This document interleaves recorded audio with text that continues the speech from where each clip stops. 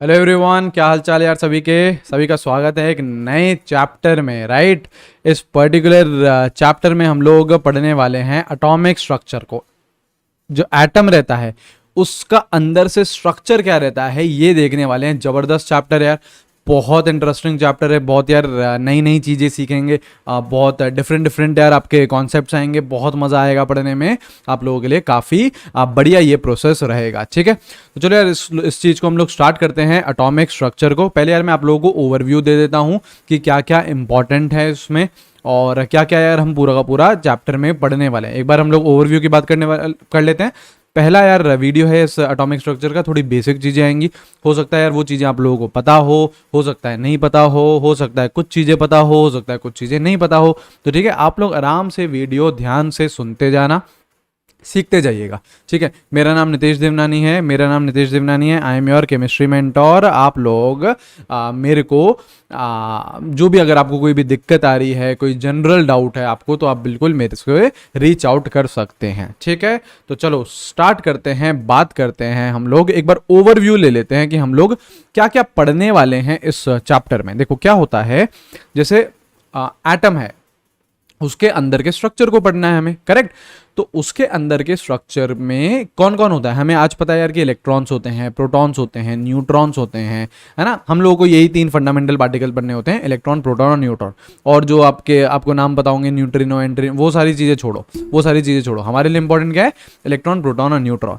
तो यार आज हमें पता है कि यार उसमें इलेक्ट्रॉन भी है, प्रोटॉन भी है, न्यूट्रॉन भी है। लेकिन जब साइंटिस्ट बहुत पहले जब यार वो एक्सपेरिमेंट्स कर रहे थे, तब तो यार उन्हें नहीं पता था। तो तब उन्होंने क्या करी, डिस्कवरीज करी, है ना। किस किस की डिस्कवरी करी, आपके फंडामेंटल पार्टिकल्स की डिस्कवरी ऑफ फंडामेंटल पार्टिकल्स। आपके फंडामेंटल पार्टिकल्स बोले तो इलेक्ट्रॉन एक आपका फंडामेंटल पार्टिकल है, प्रोटॉन एक आपका फंडामेंटल पार्टिकल है, न्यूट्रॉन एक आपका फंडामेंटल पार्टिकल है। इसके बारे में पढ़ने वाले हम लोग यार कि इनके डिस्कवरीज कैसे हुई, क्या एक्सपेरिमेंटल सेटअप था, किसने करी ये डिस्कवरी, कौन से साइंटिस्ट का नाम था, क्या क्या कैरेक्टरिस्टिक्स होती है इलेक्ट्रॉन की, प्रोटॉन की, न्यूट्रॉन की, ये सारी बातें हम लोग करने वाले हैं। तो ये क्या हो जाएगा, डिस्कवरी ऑफ फंडामेंटल पार्टिकल्स के अंडर आ जाएंगी।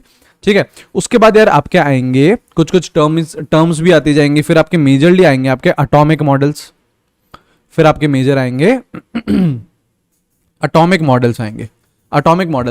मॉडल्स में आपका J Thomson, Rutherford, Bohr model, quantum model, ये सारी चीज़ें आएंगी। ठीक है, एक एक करके देखेंगे। जैसे देखो क्या होता है, आज के टाइम में यार हम लोगों को पता है कि हाँ यार चलो यार जो एटम है अंदर से ऐसा दिखता है। लेकिन उस टाइम पे साइंटिस्ट लोगों को नहीं पता था। तो यार धीरे धीरे डिस्कवरीज होती है। एक साइंटिस्ट आता है, वो बोलता है कि यार एटम ऐसा होगा। फिर जो बाकी बचे हुए साइंटिस्ट हैं वो सबके सब टेस्ट करते हैं, इनका जो स्ट्रक्चर आया, एटम का जो स्ट्रक्चर आया, उसको चेक करते हैं कि सही है या गलत है, वो एटॉमिक मॉडल सही है या गलत है। फिर उसको रिजेक्ट करते हैं, फिर नया एटॉमिक मॉडल आता है। ऐसे ही हमारे जो चैप्टर में आपको 3 से 4 एटॉमिक मॉडल्स पढ़ने, तो एक एक करके यार मॉडल आते जाएंगे। हम लोग उन मॉडल के बारे में पढ़ेंगे कि यार उस साइंटिस्ट ने क्या बोला, कि यार एटम कैसे दिखता है। फिर हम लोग उसका रिजेक्शन पढ़ेंगे कि यार ये रिजेक्टेड है मॉडल। तो ऐसे करके एक एक जो भी डिस्कवरीज हुई हैं एटॉमिक मॉडल्स की, ये सारी चीजें करनी है हमको। ठीक है, फिर आपका आता है, जैसे और आप लोग पढ़ते हो वेव नेचर पढ़ते हो लाइट का। ठीक है, वेव नेचर पढ़ते हो लाइट का। ठीक है, ऐसे ही आप पढ़ते हो पार्टिकल नेचर पढ़ते हो लाइट का। ये सारी चीजें यार अभी घबराना नहीं है, ये केवल और केवल मैं नाम लिख रहा हूं। जब चैप्टर धीरे धीरे अनफोल्ड होना स्टार्ट होगा, धीरे धीरे अनफोल्ड जब होना स्टार्ट होएगा, तब देखना आपको कितना बढ़िया तरीके से सारी पिक्चर क्लियर होगी। ठीक है, तो वेव नेचर पढ़ते हैं हम लोग यार, पार्टिकल नेचर पढ़ते हैं हम लोग, हाइड्रोजन का स्पेक्ट्रम पढ़ते हैं, है ना। अभी लग रहा होगा ये क्या क्या नाम लिख रहे हो यार, ये तो कुछ भी समझ में नहीं आ रहा।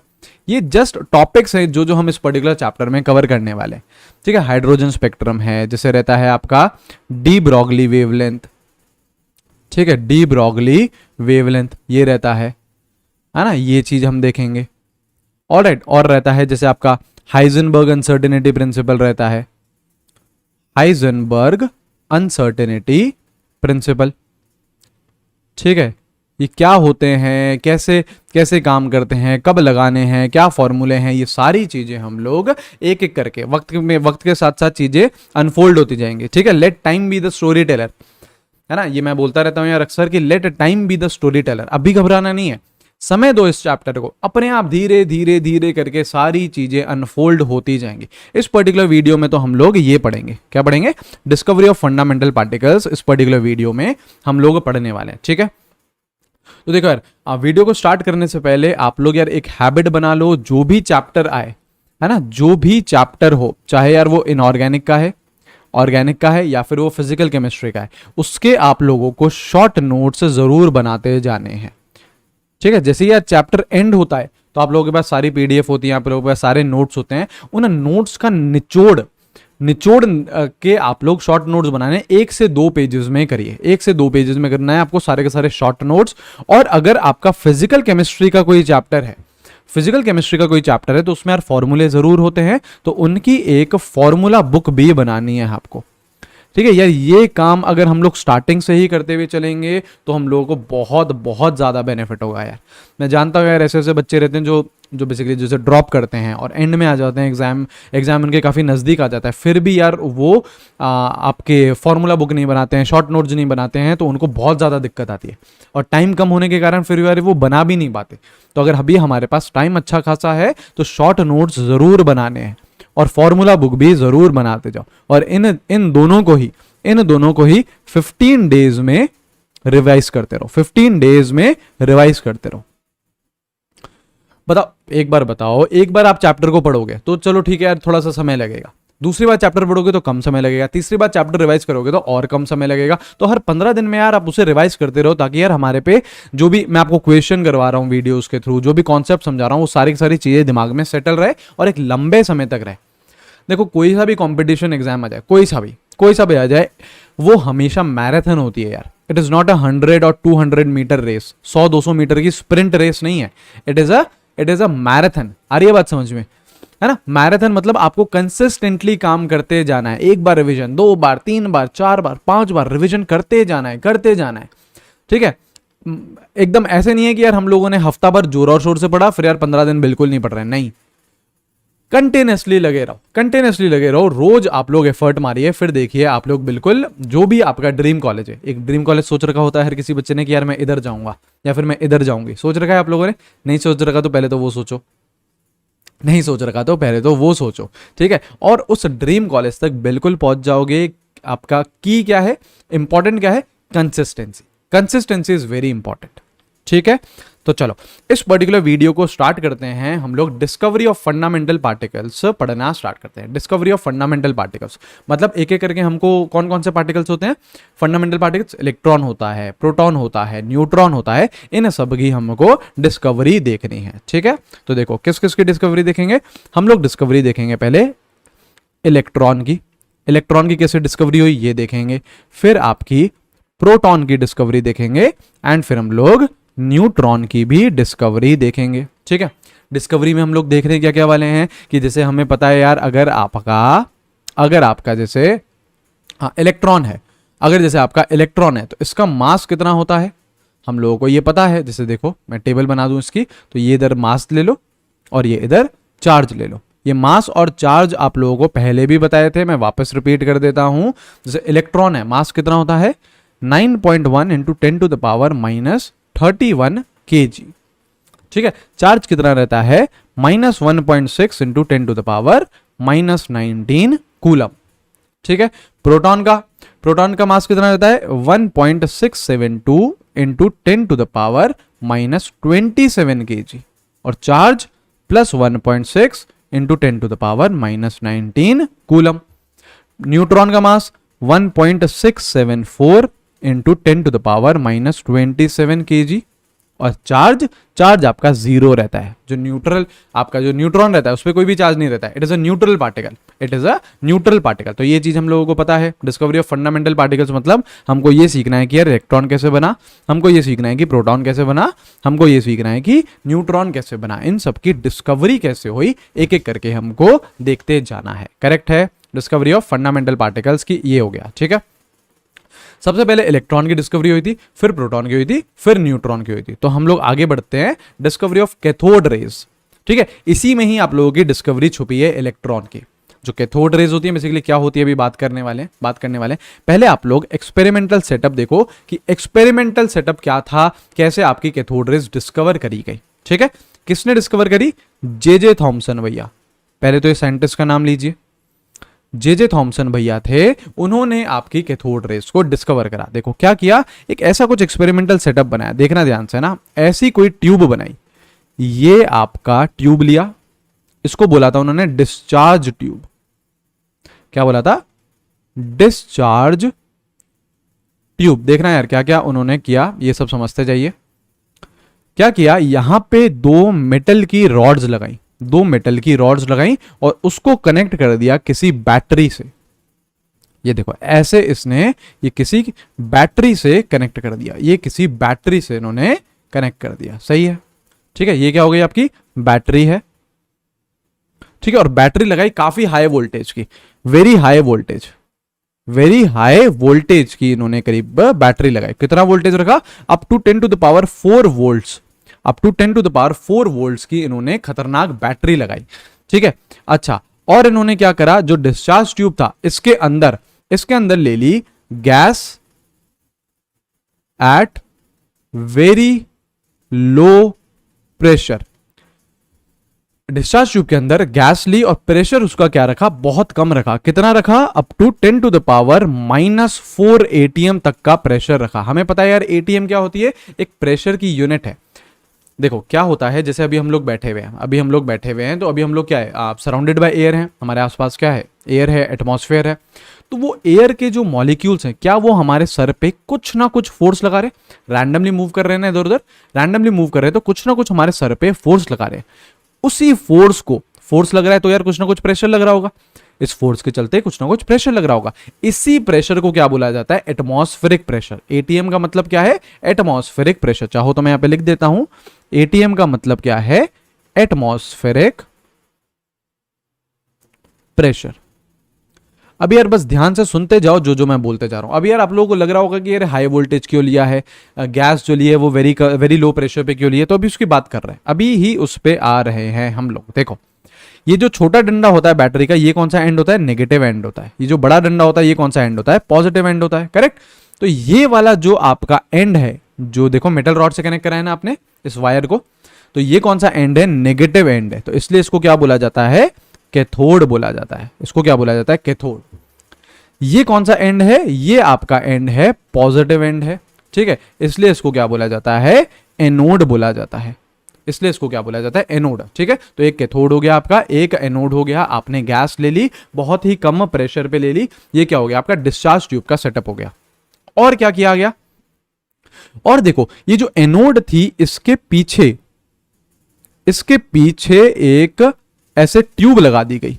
एनोड के पीछे एक ऐसे ट्यूब लगा दी गई। ये ट्यूब किसकी लगाई? ये ट्यूब लगाई ZNS की स्क्रीन लगाई, ZNS की स्क्रीन लगाई, ZNS की ट्यूब लगाई। ये क्यों लगाई?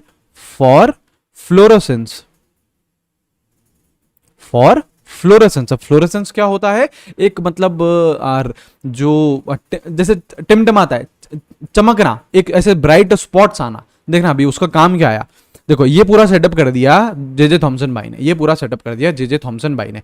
अब क्या देखा गया? अब देखा गया कि यार यहां पे जो ZNS की स्क्रीन है, यहां पे यार इन्होंने कुछ ऐसे ब्राइट स्पॉट्स देखे, जो मैं व्हाइट से बना रहा हूं। देखो ये कुछ स्पॉट्स देखे आपके जे थॉमसन भैया ने ऑब्जर्व करे। तो यार ये इस एक्सपेरिमेंट से ये निकल के आया यार कि यहां से कुछ रेज हैं, ऐसे कुछ रेज निकल रही हैं, ऐसे ये कुछ रेज निकल रही हैं जो कि एनोड की तरफ जा रही है, इन्हीं रेज को क्या बोला गया था?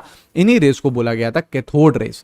और यही जो कैथोड रेज आपकी एनोड को क्रॉस कर गई, जैसे ये एनोड है, ठीक है, आपकी कैथोड रे आई, इसको क्रॉस कर गई, और इसके पीछे क्या थी? ZNS की स्क्रीन थी, और वहां पे जाके भिड़ी तो वहां पे एक ब्राइट स्पॉट आ गया, तो ZNS की स्क्रीन क्यों लगाई है? उन ब्राइट स्पॉट्स को ऑब्जर्व करने के लिए। देखो यार ये कैथोड रेज हैं, बहुत छोटी होती हैं, तो हम लोग इनको यार अपनी आंखों से नहीं देख सकते। तो हमको अगर एक्सपेरिमेंटल सेटअप लगाना है तो हमको ऐसी कुछ चीज तो लगानी पड़ेगी कि जिससे हम ऑब्जर्व कर सके कुछ। तो ZNS की स्क्रीन इसलिए लगाइए ताकि जो रेज जा रही हैं और वो जाके जब भिड़े ZNS की स्क्रीन से, तो हमें पता चले कि हाँ यार यहाँ पे देखो कोई आपकी स्क्रीन है, यहाँ पे क्या है ZNS की कोई स्क्रीन हमने लगाई है, तो यहाँ पे देखो यहाँ पे जाके कुछ ना कुछ रेज टकरा रही हैं ताकि हमको ब्राइट स्पॉट मिल रहा है। ये क्या है आपकी कैथोड रेज थी। अब ध्यान से समझना, हमने अभी तो ये बात कर ली कि हाँ भैया ये रही कैथोड रे। अब ये डेवलप कैसे हुई है ये देखना है, डेवलप कैसे हुई है ये देखना है। देखो आपने यार क्या करा है, आपने गैस ले ली है डिस्चार्ज ट्यूब के अंदर और गैस का प्रेशर क्या रखा है, बहुत ही कम रखा है। गैस का प्रेशर क्या रखा है, बहुत कम रखा है, ठीक है। और अगर गैस का प्रेशर बहुत ही ज्यादा कम है, अब देखना, और उस गैस को आपने क्या लगाया, कैथोड और एनोड के बीच में रख दिया, गैस को कैथोड और एनोड के बीच में रख दिया, और आपने वोल्टेज भी क्या लिया है, बहुत ज्यादा लिया है, वोल्टेज भी आपने बहुत ज्यादा लिया है। तो देखो हो क्या रहा है, जैसे अगर मैं जूम इन करूं और मैं गैस का एक एटम ले लेता हूं, गैस का एक एटम ले लेता हूं, तो बात सपोज करो ये है गैस का एक एटम, देखो गैस का एटम क्या हो चुका है, ये हो चुका है, गैस का एटम ये रहा, करेक्ट है। गैस का जो एटम है वो है ये है, ठीक है। ये रहा आपका न्यूक्लियस है, सेंटर पे मैंने न्यूक्लियस ले रखा है, और ये रहा क्या होगा यहाँ पे इलेक्ट्रॉन होगा। बिल्कुल इस एटम को आपने गैस को किसके बीच में रख दिया है, कैथोड और एनोड के बीच में रख दिया है ना। यहाँ पे नेगेटिव चार्ज है, यहाँ पे पॉजिटिव चार्ज है, करेक्ट। ये आपकी कैथोड है और ये आपकी एनोड है। तो देखो अब हो क्या रहा है, हो क्या रहा है, ये जो आपका एनोड होगा, this is what, positively charge. Electron पे क्या चार्ज रहता है, इलेक्ट्रॉन पे क्या चार्ज रहता है, नेगेटिव। तो क्या आपका एनोड इलेक्ट्रॉन को खींचेगा, इलेक्ट्रॉन को अपनी तरफ खींचेगा, बिल्कुल खींचेगा। तो ये जैसे ही खींचेगा तो आपका इलेक्ट्रॉन यहां से निकल जाता है और अपनी एनोड की तरफ भागने लग जाता है। आपने क्या कर रखा है यार, ये जो एनोड है, जो कैथोड और एनोड है, आपने देखो बैटरी कितनी ज्यादा लगाई है, 10⁴ वोल्ट की लगाई है, बहुत खतरनाक बैटरी लगाई है आपने। तो वो क्या कर रहा है, एनोड बहुत तगड़ी तरीके से उस इलेक्ट्रॉन को खींच रहा है अपने पास, और इतनी ज्यादा ताकत से यार इलेक्ट्रॉन को खींचता है कि इलेक्ट्रॉन एटम को छोड़ देता है और वो एनोड की तरफ भागने लग जाएगा। अपोजिट चार्जेस क्या करते हैं, अट्रैक्ट करते हैं। इलेक्ट्रॉन पे क्या चार्ज है, नेगेटिव, एनोड पे क्या चार्ज है, पॉजिटिव। तो कहां भागेगा इलेक्ट्रॉन, एनोड की तरफ ही तो भागेगा। कहां भागेगा इलेक्ट्रॉन, एनोड की तरफ ही भागेगा। तो वो ऐसे भागने लग गया, एनोड की तरफ भागने लग गया आपका इलेक्ट्रॉन। इन्हीं रेज को क्या बोला जाता है, कैथोड रेज बोला जाता है। इन्हीं रेज को क्या बोला जाता है, कैथोड रेज बोला जाता है। तो कैथोड रेज हैं क्या, कैथोड रेज कुछ नहीं, क्या है cathode rays, cathode rays they are fast moving electrons. से कुछ नहीं है, बस यार ये फास्ट मूविंग इलेक्ट्रॉन्स है, फास्ट मूविंग इलेक्ट्रॉन्स। और किस डायरेक्शन में ट्रैवल कर रही हैं, देखो ट्रैवल कर रही हैं, they are travelling from cathode to anode. देखो मैंने डायरेक्शन क्या दिखाई है, कैथोड से एनोड की तरफ ट्रैवल कर रही है, मतलब कहां जा रही है, एनोड की तरफ जा रही है। ऑब्वियसली यार एनोड क्या है, एनोड क्या है, पॉजिटिवली चार्ज है। आपकी जो कैथोड रेज है उसमें कौन है, इलेक्ट्रॉन्स है ना, इलेक्ट्रॉन्स में नेगेटिव चार्ज है, तो ऑब्वियसली वो एनोड की तरफ ही भागेंगे। तो they are fast moving electrons travelling from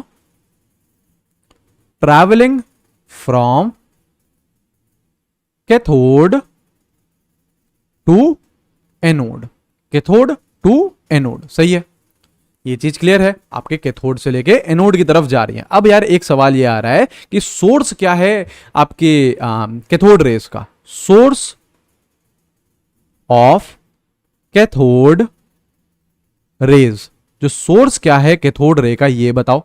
जैसे ये तो आपका पहला पॉइंट हो गया, सोर्स क्या है कैथोड रे का, मतलब कहां से आ रही है, कहां से जनरेट हो रही है। तो कहां से जनरेट हो रही है, ये जो आपका एटम है, ये किसका एटम है, गैस का एटम है ना, ये गैस का एटम है, ठीक है, ये गैस का एटम है। तो जो आपकी कैथोड रेज जनरेट हो रही है वो कहां से जनरेट हो रही है, गैस के एटम से ही तो जनरेट हो रही है। आपका जो गैस का एटम था उसी से तो मैंने इलेक्ट्रॉन एक्सट्रैक्ट किया, उसी से तो इलेक्ट्रॉन एक्सट्रैक्ट किया, और वो जब चलने लगा तो मैंने उसे क्या बोल दिया, कैथोड रे बोल दिया। तो सोर्स क्या है कैथोड रेज का, it is gas inside discharge tube. जो डिस्चार्ज ट्यूब है उसके अंदर की जो गैस है वो है आपका सोर्स ऑफ कैथोड रेज।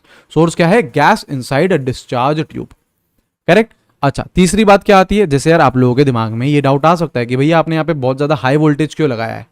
ये एक तरीके से मैं आपको क्लियर भी कर चुका हूं, फिर भी मैं आपको समझा दूंगा। और आपने गैस को वेरी लो प्रेशर पे क्यों लिया है, तो इसकी बात करने वाले हैं। थर्ड पॉइंट है वाई हाई वोल्टेज, जो आपने इतना वोल्टेज लिया है, है ना, या इसको चाहो तो इसको उड़ाओ, है ना, इसको व्हाइट कलर से लिख लेते हैं, देखिए ठीक है, कलरफुल रहनी चाहिए यार पीपीटी, बिल्कुल, है ना, इसको व्हाइट कलर से लिख रहे हैं और इसको ये इक्वेशन ये है कि वाई हाई वोल्टेज, जो वोल्टेज है वो आपने इतना ज्यादा क्यों रख रखा है, वोल्टेज इतना ज्यादा हमने क्यों रखा है, इसका उत्तर मिलना चाहिए आप लोगों को। इसका उत्तर क्या है, सीधी सीधी बात है यार, देखो जो एनोड था और कैथोड था, आपने वोल्टेज क्या रखा है, बैटरी का बहुत खतरनाक रखा है, तो यार बहुत ज्यादा वोल्टेज इसलिए ही रखा है ताकि वो इस इलेक्ट्रॉन को बहुत ज्यादा ताकत से खींच सके, बहुत ज्यादा ताकत से खींचेगा तो इलेक्ट्रॉन एटम को छोड़ देगा और वो एनोड की तरफ मूव करने लग जाएंगी और हमारी कैथोड रेज डेवलप हो जाएंगी। तो इतना ज्यादा वोल्टेज क्यों रखा है, so that electrons can get ejected from the atom and they start travelling towards anode. क्या है, why high voltage, so that they can be ejected, so that they can be ejected from gas atom, so that they can be ejected from gas atom and they can start traveling, they can, so that दे की जगह यहां पे ये लगा दो, so that electron can be, है ना, electrons निकाल रहे हैं ना, so that electron can be ejected from gas atom and they can start travelling या फिर they can start moving towards anode, anode की तरफ मूव करने लग सकते हैं, एनोड की तरफ मूव करने लग सकते हैं। तो हाई वोल्टेज इसलिए लगाया गया है ताकि यार इलेक्ट्रॉन को वो खींच सके, ताकत से बाहर निकाल सके, और जैसे ही बाहर निकाल दोगे तो वो कहां पे मूव करने लग जाएगा, एनोड की तरफ मूव करने लग जाएगा। ये चीज सही है, ये चीज ठीक है। अब फोर्थ पॉइंट आपके दिमाग में ये आ रहा है कि यार भैया आपने गैस वेरी लो प्रेशर पे क्यों लिया है, why gas inside a discharge tube is at very low pressure. जो आपका चौथा पॉइंट है वो यही है, वाई गैस, इसको हटाओ, इसको हटाओ, why gas inside discharge tube is at very low pressure. इतने कम प्रेशर पे डिस्चार्ज ट्यूब, इतने कम प्रेशर पे गैस क्यों ले रखी है डिस्चार्ज ट्यूब के अंदर, इतने कम प्रेशर पे क्यों ले रखी है गैस, इसकी बात करनी है। ध्यान से समझने वाली बात है, बड़े प्यार से समझ में भी आ जाएगा। मुझे बस इतना बताओ कि यार जब प्रेशर कम होता है, जैसे वेरी लो प्रेशर बोल रखा है ना, वेरी लो प्रेशर बोल रखा है, तो वॉल्यूम क्या होगी, हाई वॉल्यूम होगी। या देखो प्रेशर और वॉल्यूम क्या रहते हैं, इनवर्सली प्रोपोर्शनल रहते हैं, प्रेशर और वॉल्यूम क्या रहते हैं, इनवर्सली प्रोपोर्शनल, है ना। ये जब हम आगे गैसियस स्टेट पढ़ते हैं तो उधर भी चीज क्लियर होगी। हालांकि इतना आप लोगों को आइडिया होना चाहिए कि यार अगर प्रेशर कम है तो वॉल्यूम क्या है, ज्यादा है। वॉल्यूम ज्यादा है तो मतलब दो एटम अगर मैं ऑब्जर्व करूं, कितने एटम ऑब्जर्व कर रहा हूं, दो, तो अगर वॉल्यूम ज्यादा है तो उनके बीच में गैप क्या होगा, ज्यादा होगा। दो एटम्स के बीच में गैप क्या रहेगा, ज्यादा रहेगा। ये रहा यार आपका, ये रहा आपका एक एटम, ठीक है, और ये रहा सपोज करो इसका एक इलेक्ट्रॉन। ये रहा आपका दूसरा एटम और ये रहा सपोज करो इसका ये इलेक्ट्रॉन। सही है, ठीक है। मैंने गैप थोड़ा सा लिया है इनके बीच में गैप, ये प्रेशर बहुत कम लगा है तो वॉल्यूम क्या रहेगी, हाई। बहुत अच्छी बात है। अब मैं दो एटम्स को ऑब्जर्व कर रहा हूं ना, यहां पे आपने क्या लगा दिया है, देखो यहां पे आपने लगा दिए है कैथोड, ध्यान देना यहां पे, है ना। यहां पे आपने क्या लगा दी है, एनोड लगा दिया। बहुत अच्छी बात है, कैथोड लगा दिया, एनोड लगा दिया। ये पॉजिटिवली चार्ज है, ये आपका नेगेटिवली चार्ज है, ठीक है। अब क्या होगा, अब क्या होगा, इलेक्ट्रॉन्स खींचना स्टार्ट करेगा, एनोड इलेक्ट्रॉन खींचना स्टार्ट करेगा। सपोज करो ये इलेक्ट्रॉन यहां से इजेक्ट हुआ, ये इलेक्ट्रॉन सपोज करो यहां से इजेक्ट हुआ। इजेक्ट होते से कहां भागना स्टार्ट करेगा, एनोड की तरफ भागना स्टार्ट करेगा, एनोड की तरफ भागना स्टार्ट करेगा। तो जैसे ही एनोड की तरफ भागा तो सपोज करो अब ये जाके इलेक्ट्रॉन इससे टकराया, इससे टकराया, तो अब ये पॉसिबिलिटी है कि इस इलेक्ट्रॉन को भी वो बाहर निकाल सकता है, और खुद तो बाहर था ही, खुद तो बाहर था ही। देखो एक इलेक्ट्रॉन, एक एटम से इलेक्ट्रॉन निकला और उसने चलना स्टार्ट किया एनोड की तरफ। जो दूसरा एटम था, ये इलेक्ट्रॉन चल रहा है, जो दूसरा एटम था उसके इलेक्ट्रॉन से भिड़ के, अब ये पॉसिबिलिटी है कि इस इलेक्ट्रॉन को भी निकाल सकता है और खुद तो निकला हुआ ही है, पॉसिबिलिटी है कि यार ये निकाल सकता है या नहीं निकाल सकता। तो लो प्रेशर लेने पे, आपने प्रेशर क्या लिया है, बहुत कम लिया है, तो उससे क्या है, गैप दो एटम्स के बीच में क्या है, ज्यादा है, ज्यादा है। तो सपोज करो इस वाले एटम से इलेक्ट्रॉन निकला, तो यार उसके पास इतना सफिशिएंट गैप है, देखो इतना सफिशिएंट गैप है कि उसकी स्पीड अच्छी खासी बढ़ जाएगी इस गैप में। और अगर स्पीड अच्छी खासी बढ़ जाएगी तो वो ज्यादा ताकत से दूसरे इलेक्ट्रॉन से भिड़ेगा और पॉसिबिलिटी ज्यादा हो जाएगी कि यार वो दूसरे इलेक्ट्रॉन को भी इजेक्ट कर सकता है। तो ऐसे कैथोड रेज क्या हो जाएंगे, ज्यादा प्रोड्यूस होंगे। देखो यार वापस बात समझने वाली बात है, ये रहा एक एटम, ठीक है, ये रहा दूसरा एटम। क्या करा, इस वाले एटम का इलेक्ट्रॉन निकल चुका है, इस वाले इलेक्ट्रॉन का, इस वाले एटम का इलेक्ट्रॉन निकल चुका है, ये रहा कौन, ये रहा इलेक्ट्रॉन, ठीक है। अब ये देखो इसके पास गैप अच्छा खासा है, ये रहा एक एटम, ये रहा इलेक्ट्रॉन, गैप अच्छा खासा है, तो उसकी स्पीड, इलेक्ट्रॉन की स्पीड बहुत ज्यादा बढ़ जाएगी, बहुत ज्यादा बढ़ जाएगी। और ये जब दूसरे इलेक्ट्रॉन को टकराएगा तो इसको भी इजेक्ट कर देगा और खुद भी इजेक्ट हो गया, खुद तो इजेक्टेड था ही, तो एक इलेक्ट्रॉन से हमें दो इलेक्ट्रॉन्स मिल गए, कैथोड रे आपकी इंक्रीज हो गई। ये कब हो पा रहा है, जब दो एटम्स के बीच में गैप क्या है, ज्यादा है, गैप क्या है, ज्यादा है। लेकिन अगर उधर ही सपोज करो, ध्यान देना यहां पे, उधर ही सपोज करो आपने हाई प्रेशर ले लिया होता, सपोज करो उधर ही आपने हाई प्रेशर ले लिया होता, ये समझाने वाली बात है, केवल समझाने वाली बात है। हाई प्रेशर का मतलब होगा वॉल्यूम क्या रहेगी, लो वॉल्यूम रहेगी, लो वॉल्यूम रहेगी। तो ये रहा आपका एक एटम, और लो वॉल्यूम तो मतलब पास पास रहेंगे, लो वॉल्यूम तो मतलब ये रहे पास पास, ये रहे पास पास। सपोज करो ये रहा इसका इलेक्ट्रॉन, ये रहा इसका इलेक्ट्रॉन, सपोज करो ये पहला वाला इलेक्ट्रॉन इजेक्ट हो गया, आपने अगेन इनको क्या लगा दिया, इनको क्या लगा दिया, कैथोड पे लगा दिया, और इसको एनोड इनके बीच में ले लिया, this is positively charge, this is negatively charge. Suppose करो ये निकला, सपोज करो ये निकला। अब यार इनके पास इतनी जगह ही नहीं है, तो जो इजेक्टेड, मैंने व्हाइट इलेक्ट्रॉन लिखा है, जो इजेक्ट हुआ है उसके पास जगह ही नहीं है कि यार उसके इतनी जगह ही नहीं है, तो इतनी स्पीड ही नहीं बनेगी, स्पीड ही नहीं बनेगी तो वो दूसरे इलेक्ट्रॉन को इजेक्ट नहीं कर पाएगा, है ना। यहां पे मैं बोल सकता हूं नॉट इनफ स्पीड, जो इजेक्टेड इलेक्ट्रॉन है ऑफ इजेक्टेड इलेक्ट्रॉन, उसकी इतनी ज्यादा स्पीड ही नहीं हो पाएगी कि वो दूसरे इलेक्ट्रॉन से भिड़े और उसे इजेक्ट कर सके। लेकिन पहले केस में जहां पे प्रेशर कम था, वॉल्यूम ज्यादा थी,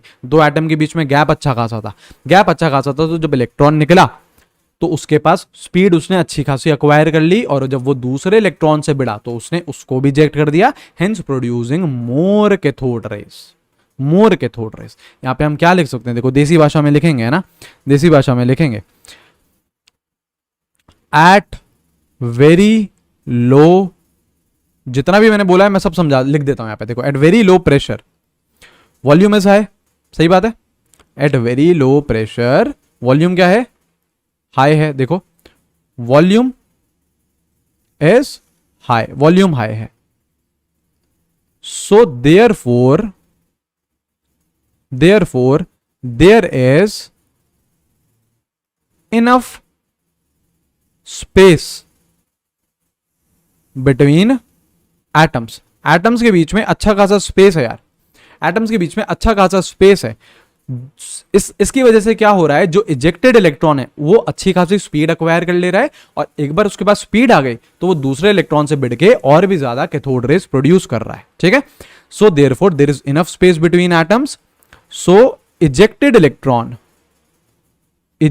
electron acquires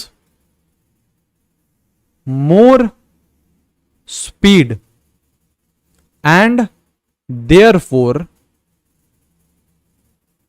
can eject more electrons, ज्यादा इलेक्ट्रॉन्स भी वो इजेक्ट कर सकेगा।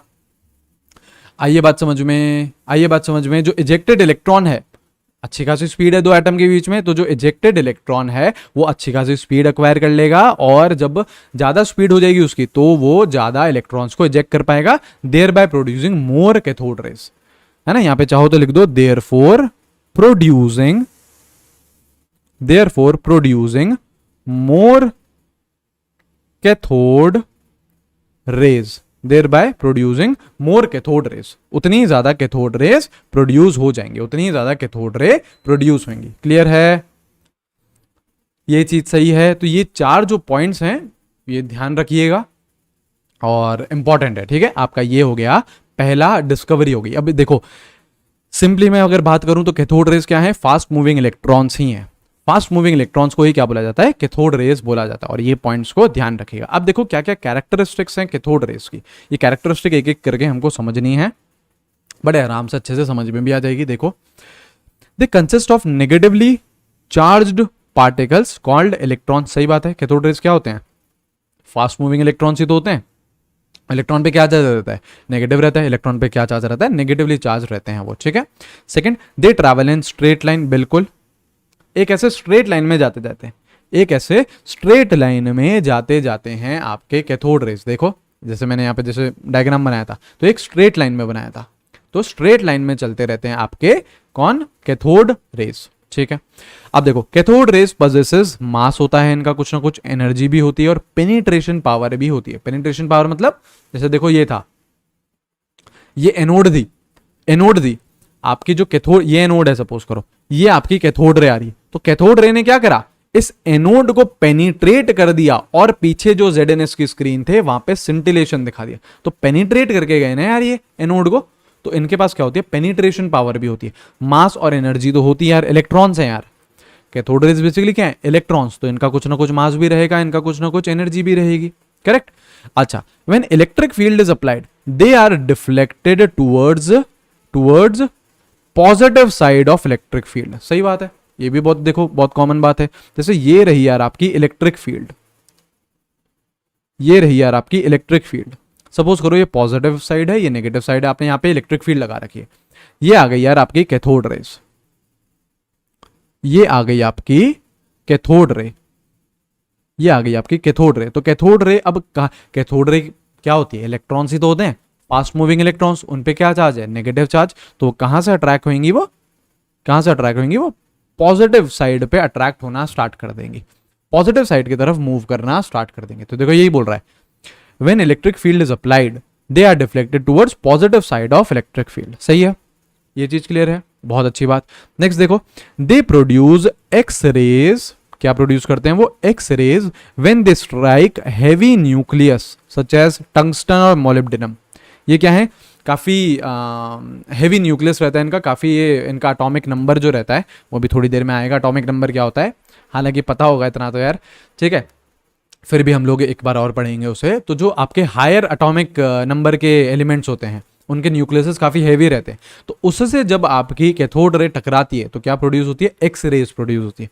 यस, वही एक्स रेज जो यार जैसे फ्रैक्चर हो जाता है या कुछ हमें लग जाती है तो हमारे बॉडी का एक्सरे होता है, तो वही जो एक्स रेज जो प्रोड्यूस होती है, कहाँ से प्रोड्यूस हो रही हैं, जब आपको कैथोड रेज एक भारी एटम को जब स्ट्राइक करती हैं तो एक्स रेज प्रोड्यूस होती हैं, ठीक है। चलो और देखो नेक्स्ट क्या है, स्पेसिफिक चार्ज या फिर E/m का रेशियो और आयनिक पोटेंशियल, ये एक ही बात है। कोई आपको स्पेसिफिक चार्ज बोल दे या E/m का रेशियो बोल दे या फिर आयनिक पोटेंशियल बोल दे, सारी एक ही टर्म है। Of all cathode rays is same irrespective of the gas present inside discharge tube. ये इस पे अभी बात करेंगे, इस पे अभी 2 मिनट में बात करने वाले हैं, अभी बस रुक जाओ।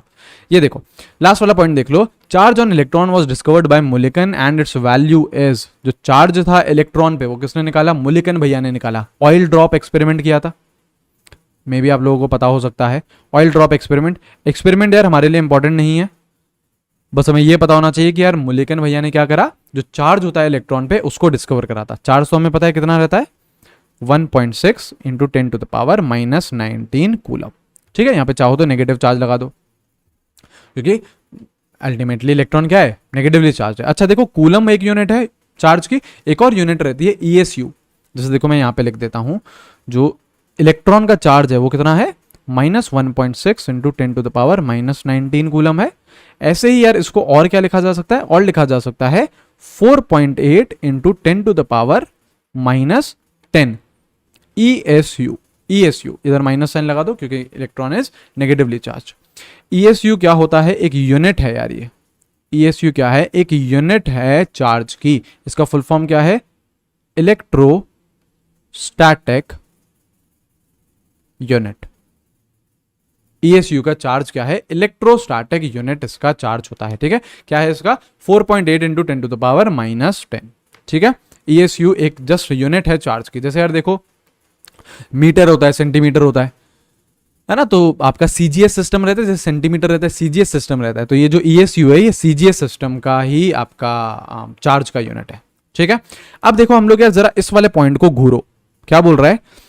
स्पेसिफिक चार्ज या फिर E/m और ionic potential of all cathode rays is same irrespective of the gas present inside discharge tube. ध्यान देना, यहाँ पे ध्यान दीजिएगा। यहाँ पे सपोज करो डिस्चार्ज ट्यूब के अंदर आपने गैस ले ली ऑक्सीजन। ठीक है, मैं डिफरेंट डिफरेंट गैसेस ले रहा हूं यहाँ पे, ध्यान दीजिएगा। डिफरेंट डिफरेंट गैसेस ले रहा हूं। सपोज करो पहले केस में आपने क्या ले लिया? ऑक्सीजन को ले लिया। अब ऑक्सीजन का जब आप इलेक्ट्रॉन निकालोगे, हम क्या कर रहे हैं? देखो ये सपोज करो ऑक्सीजन का एटम है, ये वाला जो एटम लिया सपोज करो ऑक्सीजन का एटम है। आप क्या कर रहे हो? उससे इलेक्ट्रॉन खींच रहे हो ना। कैथोड रेज में क्या करते हैं? इलेक्ट्रॉन को एक्सट्रैक्ट करते हैं एटम के बाहर। तो आपने इलेक्ट्रॉन को खींचा ऐसे, देखो इसको इलेक्ट्रॉन से खींचा, तो ये तो किस में कन्वर्ट हो गया होगा? O+ में कन्वर्ट हो गया होगा, और ये इलेक्ट्रॉन आ गया। तो यही है ना आपकी कैथोड रे। ये जब इलेक्ट्रॉन भागने लगेंगे तो यही तो कैथोड रे है। बिल्कुल। अब सपोज करो आप दूसरी गैस लेना चाहते हो कि नहीं यार ऑक्सीजन से तो मन भर गया हमारा, ऑक्सीजन नहीं लेना चाह रहे, अब हम दूसरी गैस लेना चाह रहे हैं, हम सपोज करो नाइट्रोजन लेना चाह रहे हैं। अब क्या करोगे?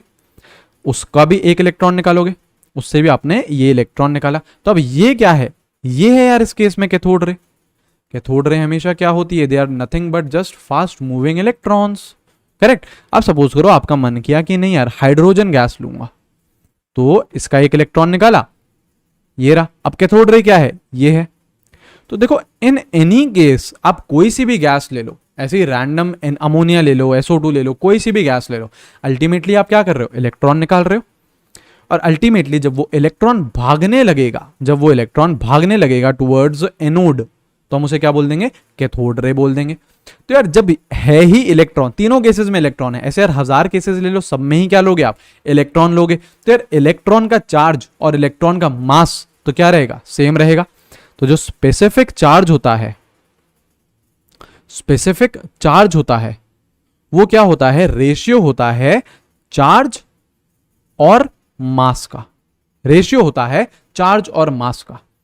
तो यार आप कोई सी भी गैस ले लो, देखो यही पॉइंट बोल रहा है, स्पेसिफिक चार्ज जो रेशियो है चार्ज अपॉन मास का, है ना, या फिर जिसको हम आयनिक पोटेंशियल भी बोलते हैं, is same for all cathode raise irrespective of the gas inside discharge tube. आप कोई सी भी गैस ले लो ना यार, हमेशा चार्ज अपॉन मास का रेशियो क्या आएगा? सेम आएगा। क्यों? क्योंकि जो चार्ज है इलेक्ट्रॉन पे, चार्ज ऑफ इलेक्ट्रॉन वो कितना रहता है? अगर मैं मैग्नीट्यूड से कंसर्न हूं तो 1.6 into 10 to the power -19 coulomb. Mass of electron कितना रहता है? फिक्स है, फिक्स है ना यार, 9.1 into 10 to the power -31 kg। तो मेरे को बताओ, जब चार्ज फिक्स है, जब मास फिक्स है, तो स्पेसिफिक चार्ज जो कि रेशियो है चार्ज अपॉन मास का, क्या वो भी फिक्स होगा? क्या बिल्कुल फिक्स होगा। डाल दो वैल्यू यार यहाँ पे, 1.6 into 10 to the power -19 upon 9.1 into 10 to the power -31। तो इसकी वैल्यू कितनी आ रही है? इसकी वैल्यू आती है 1.76 into 10 to the power 11 coulomb per kg. Coulomb per kg ये है स्पेसिफिक चार्ज या फिर आयनिक पोटेंशियल या फिर charge upon a mass ratio of cathode rays, and it is fixed. क्योंकि भैया कोई सी भी गैस ले लो, कैथोड रे तो क्या रहेगा? इलेक्ट्रॉन ही रहेगा। कैथोड रे तो क्या रहेगा? इलेक्ट्रॉन ही रहेगा। कोई सी भी गैस ले लो, तो जब आप निकाल ही इलेक्ट्रॉन रहे हो, तो उसका चार्ज, इलेक्ट्रॉन का चार्ज और इलेक्ट्रॉन का मास वो क्या है? सेम है। तो उनका रेशियो, चार्ज अपॉन मास का रेशियो भी क्या होगा? सेम होगा। It will not depend on the gas inside discharge tube, उस पर डिपेंड नहीं करेगा। बताओ मेरे शेरो, ये बात समझ में आई है? मुश्किल नहीं है, मुश्किल नहीं है। बताओ।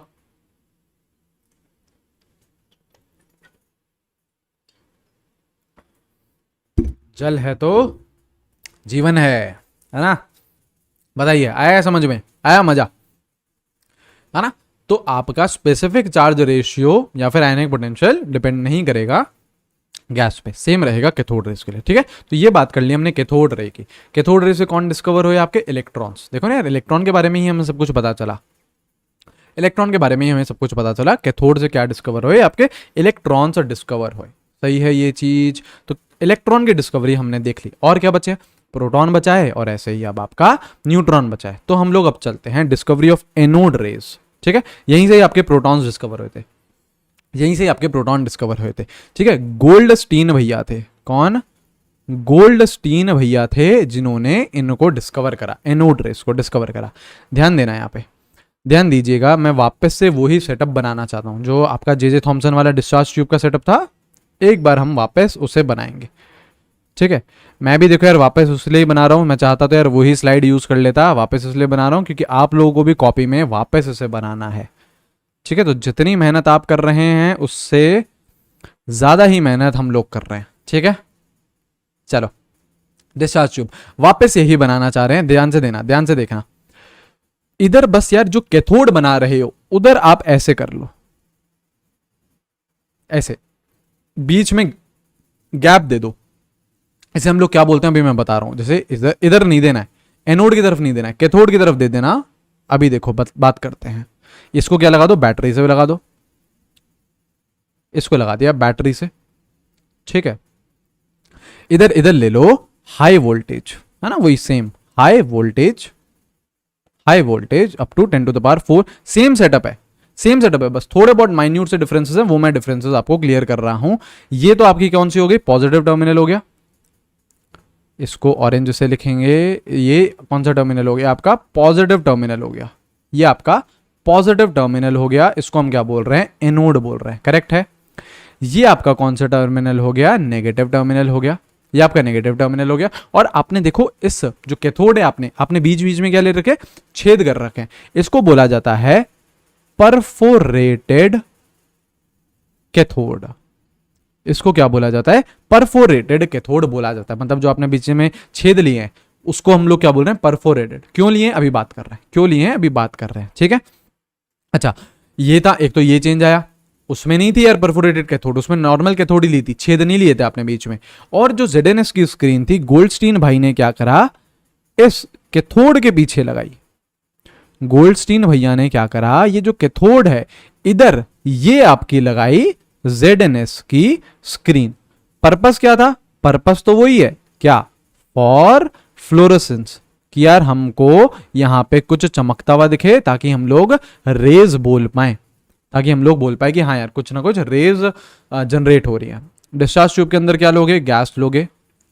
Gas at very low pressure. देखना यार, ध्यान से सुनना, सारे रीजंस वही हैं, सारे रीजंस आपके वो ही हैं कि यार हाई वोल्टेज क्यों है? ताकि इजेक्ट हो सके चीजें। लो प्रेशर क्यों लिया है? ताकि यार दो एटम्स के बीच में गैप हो सके। सारी चीजें वही है, बस डिफरेंस क्या है? इस बार आपने परफोरेटेड कैथोड ले लिए और कैथोड के पीछे एक ZNS की स्क्रीन लगा ली है। कैथोड के पीछे ZNS की स्क्रीन लगा ली है। अब क्या देखा गया? अब हमारे जो ये थे गोल्डस्टीन भैया थे, इन्होंने क्या देखा यार? अब इधर भी यार कुछ सिंटिलेशन आ रहा है, जैसे जो मैं व्हाइट व्हाइट करके बना रहा हूं, इधर भी यार कुछ सिंटिलेशन आया, कुछ ना कुछ सिंटिलेशन, मतलब वो ब्राइट स्पॉट्स। सिंटिलेशन बोले तो वो ब्राइट स्पॉट्स इधर भी यार कुछ आए, इधर भी कुछ आए। तो यार हमको इन्होंने क्या ऑब्जर्व किया? इन्होंने ये ऑब्जर्व किया कि यार कुछ रेज चल रही हैं। ध्यान देना, यहां पे रेज बनाते हैं पहले। कुछ रेज चल रही हैं, लेकिन इस बार उल्टी डायरेक्शन में चल रही है, क्योंकि हमको देखो सिंटिलेशन कहां मिला है? ब्राइट स्पॉट्स कहां मिले? कैथोड के पीछे मिले हैं। तो इस डायरेक्शन में आपकी कोई ना कोई रेज जरूर चल रही है। कहां से? एनोड से कैथोड की तरफ, एनोड से कैथोड की तरफ चल रही है कुछ ना कुछ रेज, ठीक है। अब ध्यान से सुनना यहां पे, ध्यान से सुनना यहां पे।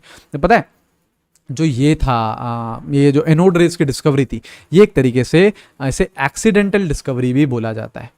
जो गोल्डस्टीन भैया थे ना, उन्होंने यार गलती से ये परफोरेटेड कैथोड ले ली थी और गलती से जो जिंक की स्क्रीन है वो कैथोड के पीछे लगा दी थी। इसको एक तरीके से एक्सीडेंटल डिस्कवरी भी बोला जाता है।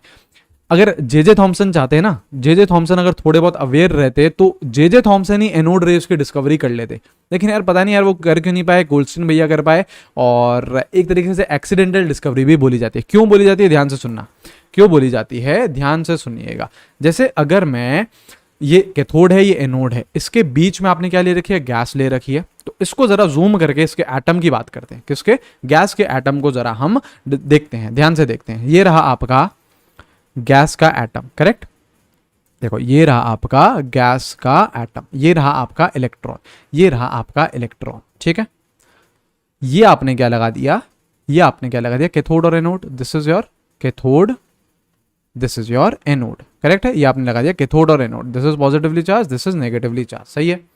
यहां तक चीजें सही हैं। अच्छा क्या हुआ था, पिछली बार तक हमने बात क्या करी थी, ये जो इलेक्ट्रॉन था ये इजेक्ट होता है, यहां से बाहर निकलता है और ये चलना स्टार्ट कर देता है, तो ये तो क्या हो जाती है, कैथोड रे हो जाती है। अगर सपोज करो, मैं सपोज करो ऑक्सीजन गैस ले लेता हूं डिस्चार्ज ट्यूब के अंदर, मैंने सपोज करो ऑक्सीजन गैस ले ली, ऑक्सीजन गैस ले ली, तो यार अगर मैंने इस ऑक्सीजन गैस को डिस्चार्ज ट्यूब के अंदर लिया है तो इसका इलेक्ट्रॉन बाहर निकलेगा, एक इलेक्ट्रॉन बाहर निकलेगा, तो ये इलेक्ट्रॉन बाहर निकल गया, तो इनको तो मैंने क्या बोल देता था, कैथोड रे, इनको तो मैं क्या बोल देता था, कैथोड रे बोल देता था। लेकिन यार ये O+ भी तो बन रहा है, अगर मैं किसी भी एटम से एक इलेक्ट्रॉन निकाल लूंगा तो बाकी बचा हुआ किस में कन्वर्ट हो जाएगा, कटायन में कन्वर्ट हो जाएगा, कटायन में कन्वर्ट हो जाएगा ना। तो ये देखो O+ भी तो है। अब यार मेरी शेरो ये बात बताओ कि यार ये है जो O+ आपका जो बना है, क्या ये भी तो, इस पे भी तो चार्ज है, तो क्या ये ट्रैवल नहीं करेगा कैथोड की तरफ, क्या ये ट्रैवल नहीं करेगा, बिल्कुल ट्रैवल करेगा। तो आपके जो पॉजिटिवली आयंस बचे, जैसे देखो ऐसे नाइट्रोजन है, जैसे देखो ऐसे नाइट्रोजन है, तो आपने जब इलेक्ट्रॉन निकाल लिया था एक, ये तो आपकी कैथोड रे बन गई। तो यहां पे जो ये N+ बना, अब यार ये बताओ क्या ये N+ मूव नहीं करेगा क्या कैथोड की तरफ, अपोजिट चार्जेस इधर अट्रैक्ट नहीं करेंगे। N पे पॉजिटिव चार्ज है, कैथोड पे नेगेटिव चार्ज है, तो ऐसे आयंस जो पॉजिटिवली चार्ज्ड आयंस है वो कहां मूव करने लग गए, कैथोड की तरफ मूव करने लग गए। तो इन्हीं पॉजिटिव आयंस को क्या बोला गया, एनोड रेज। तो पहली बात तो ये समझो कि यार एनोड रेज होती क्या है, एनोड रेज होती क्या है, they are fast moving positively charged ions travelling from, अब देखो कहां से कहां तक ट्रैवल कर रही हैं, देखो कहां से कहां तक ट्रैवल कर रही है, anode to cathode, anode to cathode, travelling from anode to cathode. क्योंकि देखो खुद पे क्या चार्ज है, पॉजिटिव चार्ज, किसकी तरफ जाएंगी, कैथोड की तरफ, क्योंकि कैथोड पे क्या चार्ज रहता है, नेगेटिव चार्ज। तो ये है जो आपका O+ जो बना, ये क्या है आपका, ये है आपकी एनोड रे। ये N+ जो बना, ये क्या है आपकी एनोड रे है। तो यार एक बात बताओ, क्या ये जे थॉमसन के टाइम में भी तो यही करा था, जैसे देखो ना यार, देखो यही तो लिखा था मैंने। तो जे थॉमसन ने केवल यार उधर ही ऑब्जर्व करा, मतलब उन्होंने जो फ्लोरोसेंट स्क्रीन लगाई, कहां लगाई, देखो कहां लगाई, वापस चलो, एनोड के पीछे लगाई, तो उनको सिंटिलेशन वहीं पे मिले, तो उनकी यार जो डिस्कवरी थी वो सीमित रह गई कैथोड रेज तक ही। लेकिन उसी टाइम पे आपकी एनोड रेज भी बनी होंगी अगर जे थॉमसन भैया परफोरेटेड कैथोड ले लेते और ZNS की स्क्रीन कैथोड के पीछे भी लगा देते, तो उसी वक्त ही एनोड रेज भी डिस्कवर हो जाती। अरे बात समझे, पर यार उन्होंने ऐसा नहीं करा, लेकिन गोल्डस्टीन ने एक्सीडेंटली ऐसा सेटअप बैठाया, बैठ गया उससे एक्सीडेंटली सेटअप, और एनोड रेज की डिस्कवरी हो गई। अब देखो एक डाउट जो कॉमन आ रहा होगा, दिमाग में आ रहा होगा, है ना, देखो ऐसे ही होता है यार, मैं कोशिश करता हूँ कि यार हमारे लेक्चर्स के थ्रू आपको जो भी आपके डाउट्स हो वो उसी वक्त ही क्लियर करते हैं। आप लोग वीडियो देखते हो, मेरे को पता है आप लोगों के डाउट आते होंगे, तो यार मैं ऐसी कोशिश करता हूँ, मुझे पता है कि बच्चों को कहाँ डाउट आने हैं, है ना, तो मैं ऐसी कोशिश करता हूँ कि आप लोगों के डाउट हाथों हाथ ही क्लियर होते हुए चले। तो एक यार आप लोगों का ये डाउट आ सकता है कि भैया यहाँ पे आपने परफोरेटेड कैथोड ले ली, लेकिन आप लोगों ने उधर परफोरेटेड एनोड क्यों नहीं ली थी। जैसे यहाँ पे जो कैथोड रेस, देखो ये जो कैथोड रे थी, यहाँ पे मैंने नॉर्मल एनोड ली है, आपकी नॉर्मल एनोड ली है, परफोरेटेड क्यों नहीं ली है, क्योंकि यार कैथोड रेज कौन है, कैथोड रेज में कौन है, जैसे आपके यहाँ पे देखो, यहाँ पे लिखता हूं, कैथोड रेज में बेसिकली कौन है, इलेक्ट्रॉन्स है। तो इलेक्ट्रॉन अब क्या रहते हैं, बहुत छोटे रहते हैं, बहुत छोटे रहते हैं। तो जब ये आपकी एनोड थी, तो ये जो इलेक्ट्रॉन आए, इलेक्ट्रॉन क्या है, बहुत छोटे हैं, इलेक्ट्रॉन क्या है, बहुत छोटे हैं, तो इन्होंने इन एनोड को, इलेक्ट्रॉन क्या है, बहुत छोटे, तो इस एनोड को इसने पास कर गया, ये मतलब पेनिट्रेशन पावर इनकी क्या है, ज्यादा है, तो जो आपके ये एनोड था, ये आपका इलेक्ट्रॉन था, ये इलेक्ट्रॉन आया इस एनोड को पास कर गया, एनोड को पास कर गया, क्योंकि इलेक्ट्रॉन क्या था, बहुत छोटा था, पेनिट्रेट अच्छे से हो जाता था, तो हमको परफोरेटेड लेने की जरूरत नहीं पड़ी। लेकिन यार यहां पे देखो जरा, हाँ इधर देखो, अब जो एनोड रेज है ये क्या है, fast moving positively charged ions हैं। अगर सपोज करो ऑक्सीजन ले ली या सपोज करो नाइट्रोजन ले ली, तो N प्लस मूव कर रहा है। मैं अगर एनोड रेज की बात करूं, तो कौन मूव कर रहा है, N प्लस मूव कर रहा है। देखो इसको चाहो तो यहां बनाओ, देखो चाहो तो ऐसे करो। ये सपोज करो आप परफोरेटेड कैथोड नहीं लेते, सपोज करो आप नहीं लेते, आपने ये लिया नॉर्मल, आपने सपोज करो कैथोड लिया, आपने N प्लस, आपका ये है एनोड रे, तो ये जब मूव कर रही है तो अब नाइट्रोजन है यार, तो नाइट्रोजन क्या है, काफी बड़ा रहता है, इसमें से सिर्फ और एक इलेक्ट्रॉन ही तो निकला है, इलेक्ट्रॉन तो बहुत छोटा रहता है, पॉजिटिवली चार्ज आयन अच्छा खासा बड़ा रहेगा, तो यार वो उसकी पेनिट्रेशन पावर इतनी ज्यादा नहीं होगी, तो वो कैथोड को पास नहीं कर पाएगा। तो हमको जो पीछे ZNS के सिंटिलेशन थे, ZNS स्क्रीन पे जो सिंटिलेशन मिल रहे थे वो नहीं मिलेंगे यार। तो इसीलिए ही इस एक्सपेरिमेंट में क्या जरूरी हो गया, कि भैया परफोरेटेड लो, ताकि जो एनोड रे बने वो इन गैप से निकल सके और हमको पीछे सिंटिलेशन मिल सके। प्रीवियसली क्यों नहीं जरूरत पड़ी, वापस सुन लो यार, प्रीवियसली क्यों नहीं जरूरत पड़ी, क्योंकि जो इलेक्ट्रॉन था वो बहुत ही छोटा होता है, तो उसने एनोड रेस को नॉर्मली ही पास कर ली, तो हमें परफोरेटेड एनोड की जरूरत नहीं पड़ी। लेकिन जो आपके बाद में जो डिस्कवरी हुई एनोड रेस की, उसमें हमको परफोरेटेड कैथोड की क्यों जरूरत पड़ी, क्योंकि एनोड, जो आपके एनोड रेज होते हैं वो बड़े बड़े पार्टिकल्स होते हैं, दीज आर, यहां पे चाहो तो लिख दो, बड़े बड़े पार्टिकल्स, तो इनको अगर पास होना है तो आपको छेद करने पड़ेंगे कैथोड में, परफोरेटेड लेनी पड़ेगी। आई है बात समझ में, बहुत अच्छे से यार चीजें मैंने यहाँ पे आप लोगों को समझा दी हैं। एनोड रेज बेसिकली क्या है, they are nothing but fast moving electron, fast moving positively charged ions, correct. और अगर कोई पूछे, जैसे ये पहले पॉइंट हो गया, अगर कोई पूछे सोर्स ऑफ एनोड रेज, अगर कोई पूछे सोर्स क्या है एनोड रेज का, सोर्स क्या है एनोड रेज का, तो सोर्स क्या है, देखो यार ये जो मैंने एटम ऑब्जर्व करा है, ये क्या है, गैस का एटम ही तो है, देखो ना यार, ये O प्लस है, N प्लस है, ये क्या है, गैस का एटम ही तो है। सोर्स अगेन क्या है, gas inside a discharge tube, gas inside discharge tube, जो आपका डिस्चार्ज ट्यूब है उसके अंदर जो गैस है, उसके अंदर वो आपका सोर्स है एनोड रेस का, gas inside your discharge tube, ठीक है, gas inside your discharge tube. Alright, ये हो गया आपका सोर्स किसका, एनोड रे का। क्लियर है, ये चीजें सही हैं। ऑलराइट, चलिए, चलो भैया, ठीक है, ये चीज हमने बात कर ली। अब देखो इसकी क्या क्या कैरेक्टरिस्टिक्स हैं, एनोड रेस की हमको कैरेक्टरिस्टिक्स देखनी है। जैसे यार हमने कैथोड रे की देखी थी, जैसे हम लोगों ने कैथोड रे की देखी थी, वैसे ही हमको कैरेक्टरिस्टिक देखनी है एनोड रेस की, ठीक है। एनोड रेस की भी हमको कैरेक्टरिस्टिक देखनी है। क्या है, consist of positively charged ions. Obviously देखो कौन से आयंस थे, जैसे O प्लस हो गया, ये एनोड रे है, N प्लस है, ये एनोड रे है, तो ये क्या है, पॉजिटिवली चार्ज्ड आयंस है ना, ये क्या है, ये positively charged ions. So these consist of positively charged ions, बहुत अच्छी बात है। दे ट्रैवल इन स्ट्रेट लाइन, ये भी क्या करते हैं, स्ट्रेट लाइन में ट्रैवल करते हैं। देखो जैसे एक्सपेरिमेंटल सेटअप था तो मैंने ये स्ट्रेट लाइन बनाई है, तो दे ट्रैवल इन स्ट्रेट लाइन। देखो यहाँ पे चाहो तो यार ये आप लोग ऐसे कर लो नोट, ये जो ये रेज हैं, ये रेज कौन सी हैं आपकी, यही रेज हैं आपकी एनोड रेज, ये रेज कौन सी है, एनोड रेज। ऐसे ही देखो प्रीवियस में भी आप मार्क कर लीजिए, ताकि क्या हो जाएगा, डायग्राम कंप्लीट हो जाएगा आपका। देखो कहाँ गए, यहाँ ये वाली कौन सी रेज है, ये वाली कौन सी रेज है, कैथोड रेज है, ये कौन सी रेज है, कैथोड रेज है। चलिए ठीक है, तो ये हमने बात करी। अच्छा अब आ जाओ, इस पे आ जाओ। अच्छा, दे travel in straight line, anode rays थी जैसे कैथोड रे ट्रैवल कर रही थी स्ट्रेट लाइन में, एनोड रेज भी स्ट्रेट लाइन में ट्रैवल करती है। Anode rays possesses mass, energy and penetration power. इनके पास भी क्या रहता है, मास भी रहता है, एनर्जी भी रहती है और पेनिट्रेशन पावर भी रहती है। अच्छा, अगर पेनिट्रेशन पावर हम कंपेयर करें एनोड और कैथोड रे की, तो ऑब्वियसली कैथोड रेज में कौन है, इलेक्ट्रॉन्स, वो छोटे हैं तो उनकी पेनिट्रेशन पावर ज्यादा है।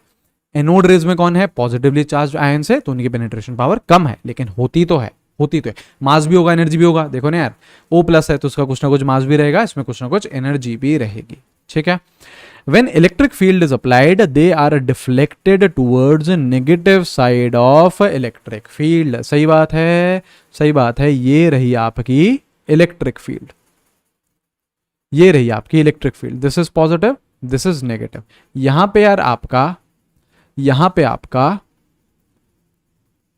ये आपकी सपोज करो एनोड रेस पास हो रही है, ये सपोज करो आपकी एनोड रेस पास हो रही है, ठीक है। अब ऑन एनोड रेस पे क्या चार्ज रहता है, पॉजिटिव चार्ज की रहती है, तो ये कहां पे डिफ्लेक्ट होंगी, towards negative end of electric field, negative side की तरफ डिफ्लेक्ट होती जाएंगे, ये काफी नॉर्मल बात है, बिल्कुल।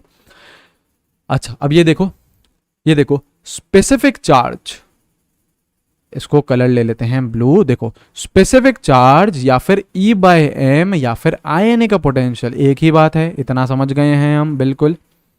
Of all cathode rays is not same, is not same. Cathode rays का सेम था, लेकिन एनोड रेज का सेम नहीं होता है। It depends on the gas inside a discharge tube. कैसे, 2 मिनट में अभी समझाता हूं, 2 मिनट में समझाता हूं, इससे पहले नीचे वाला पॉइंट देख लो, ये देखो, in case of hydrogen anode rays are known as protons. कैसे, हाइड्रोजन के केस में आपकी जो एनोड रेज होती है उन्हें प्रोटॉन्स भी कहा जाता है। कैसे, जैसे अगर आप सपोज करो गैस ले लेते हो हाइड्रोजन, ये आपने हाइड्रोजन गैस ले ली, इससे जब आपने एक इलेक्ट्रॉन रिमूव करा होगा तो ये किस में कन्वर्ट हो गया होगा, H+ में कन्वर्ट हो गया होगा, बिल्कुल। मुझे जरा बताना, हाइड्रोजन के पास कितने इलेक्ट्रॉन होते हैं, कितने प्रोटॉन होते हैं, कितने न्यूट्रॉन होते हैं, ये चीज आप लोगों को आनी चाहिए ना, ये चीज आप लोगों ने पढ़ रखी होगी। कितने इलेक्ट्रॉन होते हैं, एक इलेक्ट्रॉन होता है, एक प्रोटॉन होता है और 0 न्यूट्रॉन होते हैं, है ना। देखो अभी है ना ब्लंडर होने वाला था, एक न्यूट्रॉन लिख लेता, ऐसा नहीं होता यार, एक प्रोटॉन, एक इलेक्ट्रॉन और 0 न्यूट्रॉन, ठीक है।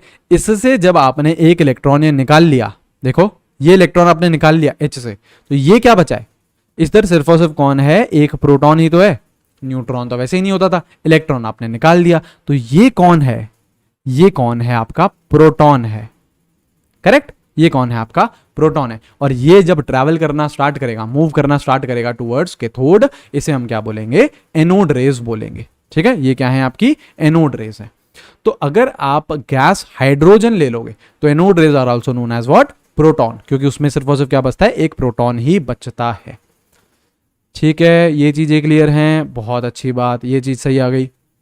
अच्छा, अब देखो, अब जैसे ये वाला पॉइंट था, जैसे ये वाले पॉइंट को डिस्कस कर लेते हैं कि स्पेसिफिक रेशियो, स्पेसिफिक चार्ज या फिर E बाय एम या फिर आयनिक पोटेंशियल सेम क्यों नहीं होता है, सेम क्यों नहीं होता है, अलग अलग क्यों होता है आपके एनोड रेज में। देखो, जैसे सपोज करो मैंने ऑक्सीजन लिया, जैसे सपोज करो मैंने ऑक्सीजन लिया, ठीक है, गैसेस अलग अलग ले लेते हैं, देखिएगा ध्यान से देखिएगा, इसमें से जब आपने इलेक्ट्रॉन निकाला तो ये तो क्या बन गई, कैथोड रे बन गई, ये तो हमें पता है कैथोड रे बन गई, ठीक है। ये किस में आ गया होगा, O+ में आ गया होगा, ये कौन है, यही तो है एनोड रे।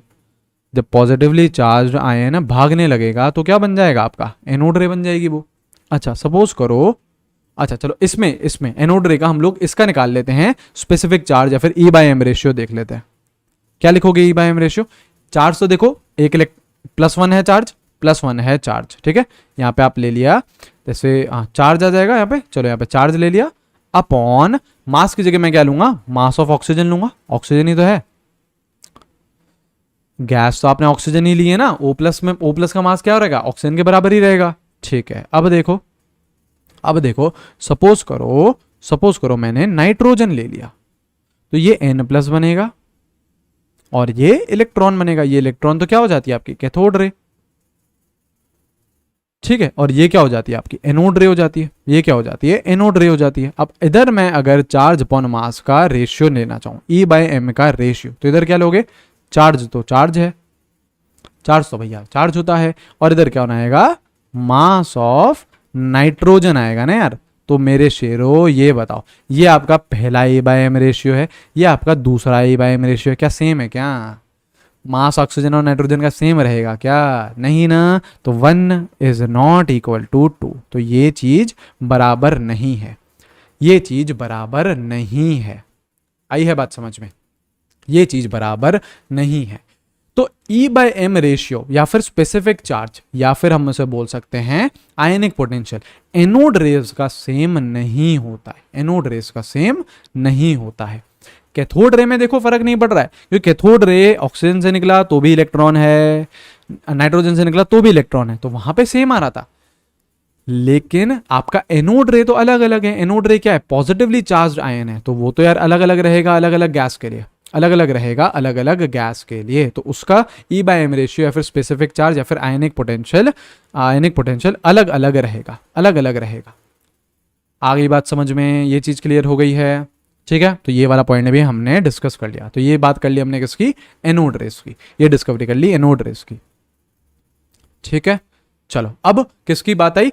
किसकी बात आई? डिस्कवरी ऑफ न्यूट्रॉन्स की। न्यूट्रॉन्स की देखो 3 फंडामेंटल पार्टिकल्स है हमारे लिए इंपॉर्टेंट, और जो मीजॉन वीजॉन होते हैं उन सबको छोड़ देने हैं यार, उन सबके पीछे मत पड़ना। अब इलेक्ट्रॉन है, प्रोटॉन है और न्यूट्रॉन है। इलेक्ट्रॉन की डिस्कवरी देख ली, प्रोटॉन की देख ली, अब है हमारा न्यूट्रॉन भैया। पहली बात तो किन्होंने करी? साइंटिस्ट का नाम पता होना चाहिए। किसने करी?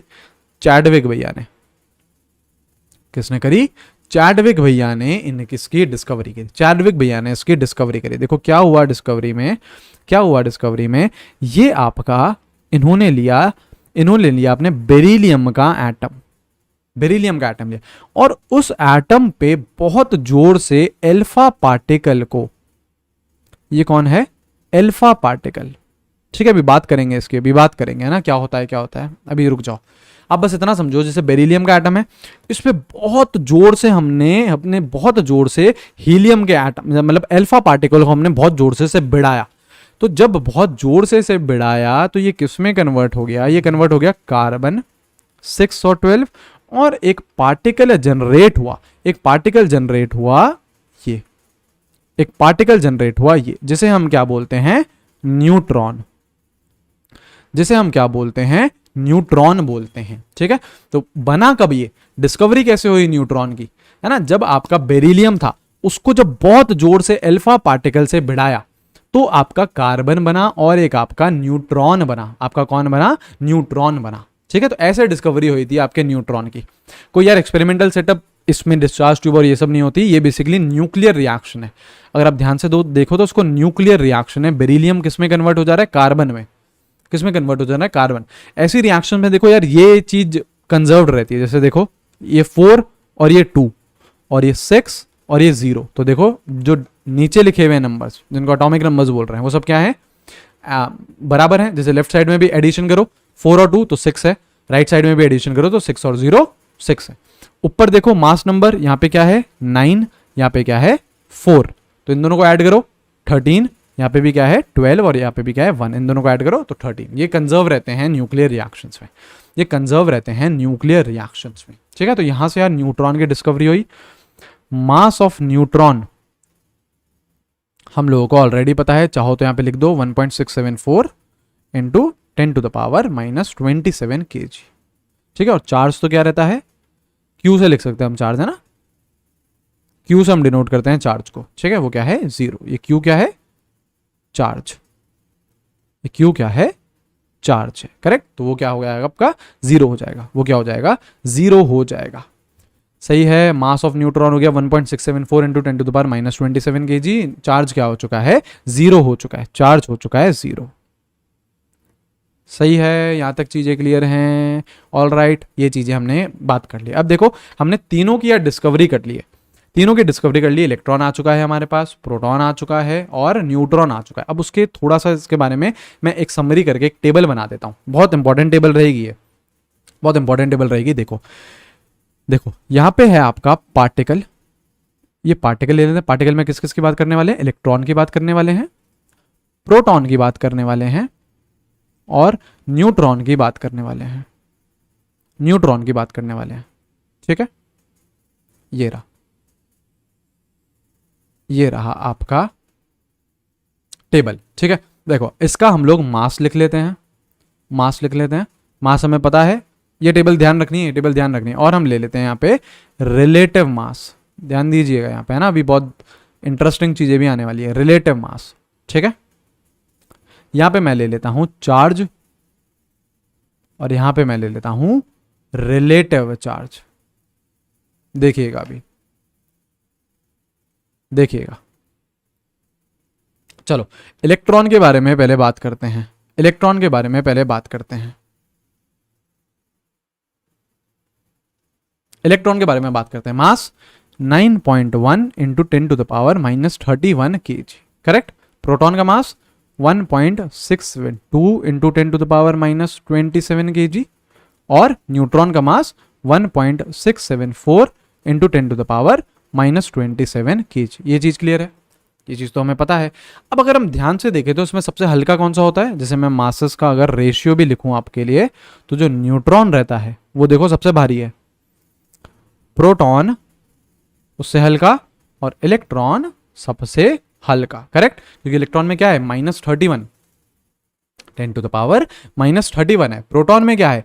प्रोटॉन में -27 है, न्यूट्रॉन में भी क्या है? -27। तो वहां तक तो सेम है, लेकिन प्रोटॉन इज 1.672, न्यूट्रॉन इज 1.674। तो न्यूट्रॉन आपका मास ज्यादा है, करेक्ट। तो रिलेटिव मास में जो हम बात करते हैं, इलेक्ट्रॉन का मास हम लेते ही नहीं है यार।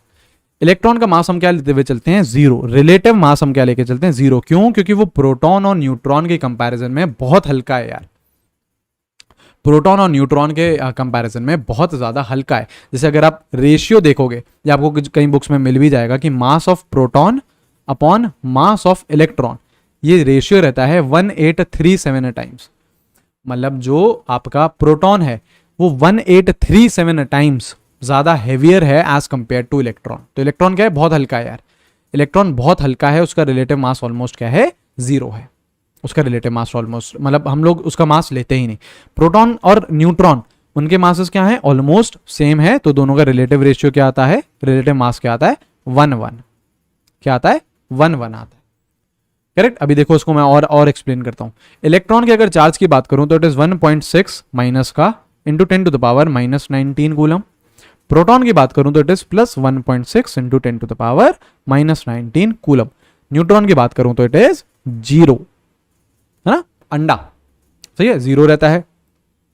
मैंने आप लोगों को यार मोल कॉन्सेप्ट में भी बताया था, मैं आपको वापस रिपीट कर रहा हूं। मुझे यार ये बताओ कि इलेक्ट्रॉन और प्रोटॉन में से, ध्यान से सुनना है भैया, इलेक्ट्रॉन और प्रोटॉन में से ज्यादा चार्ज किस पे है? ये सवाल है आपसे, बताओ।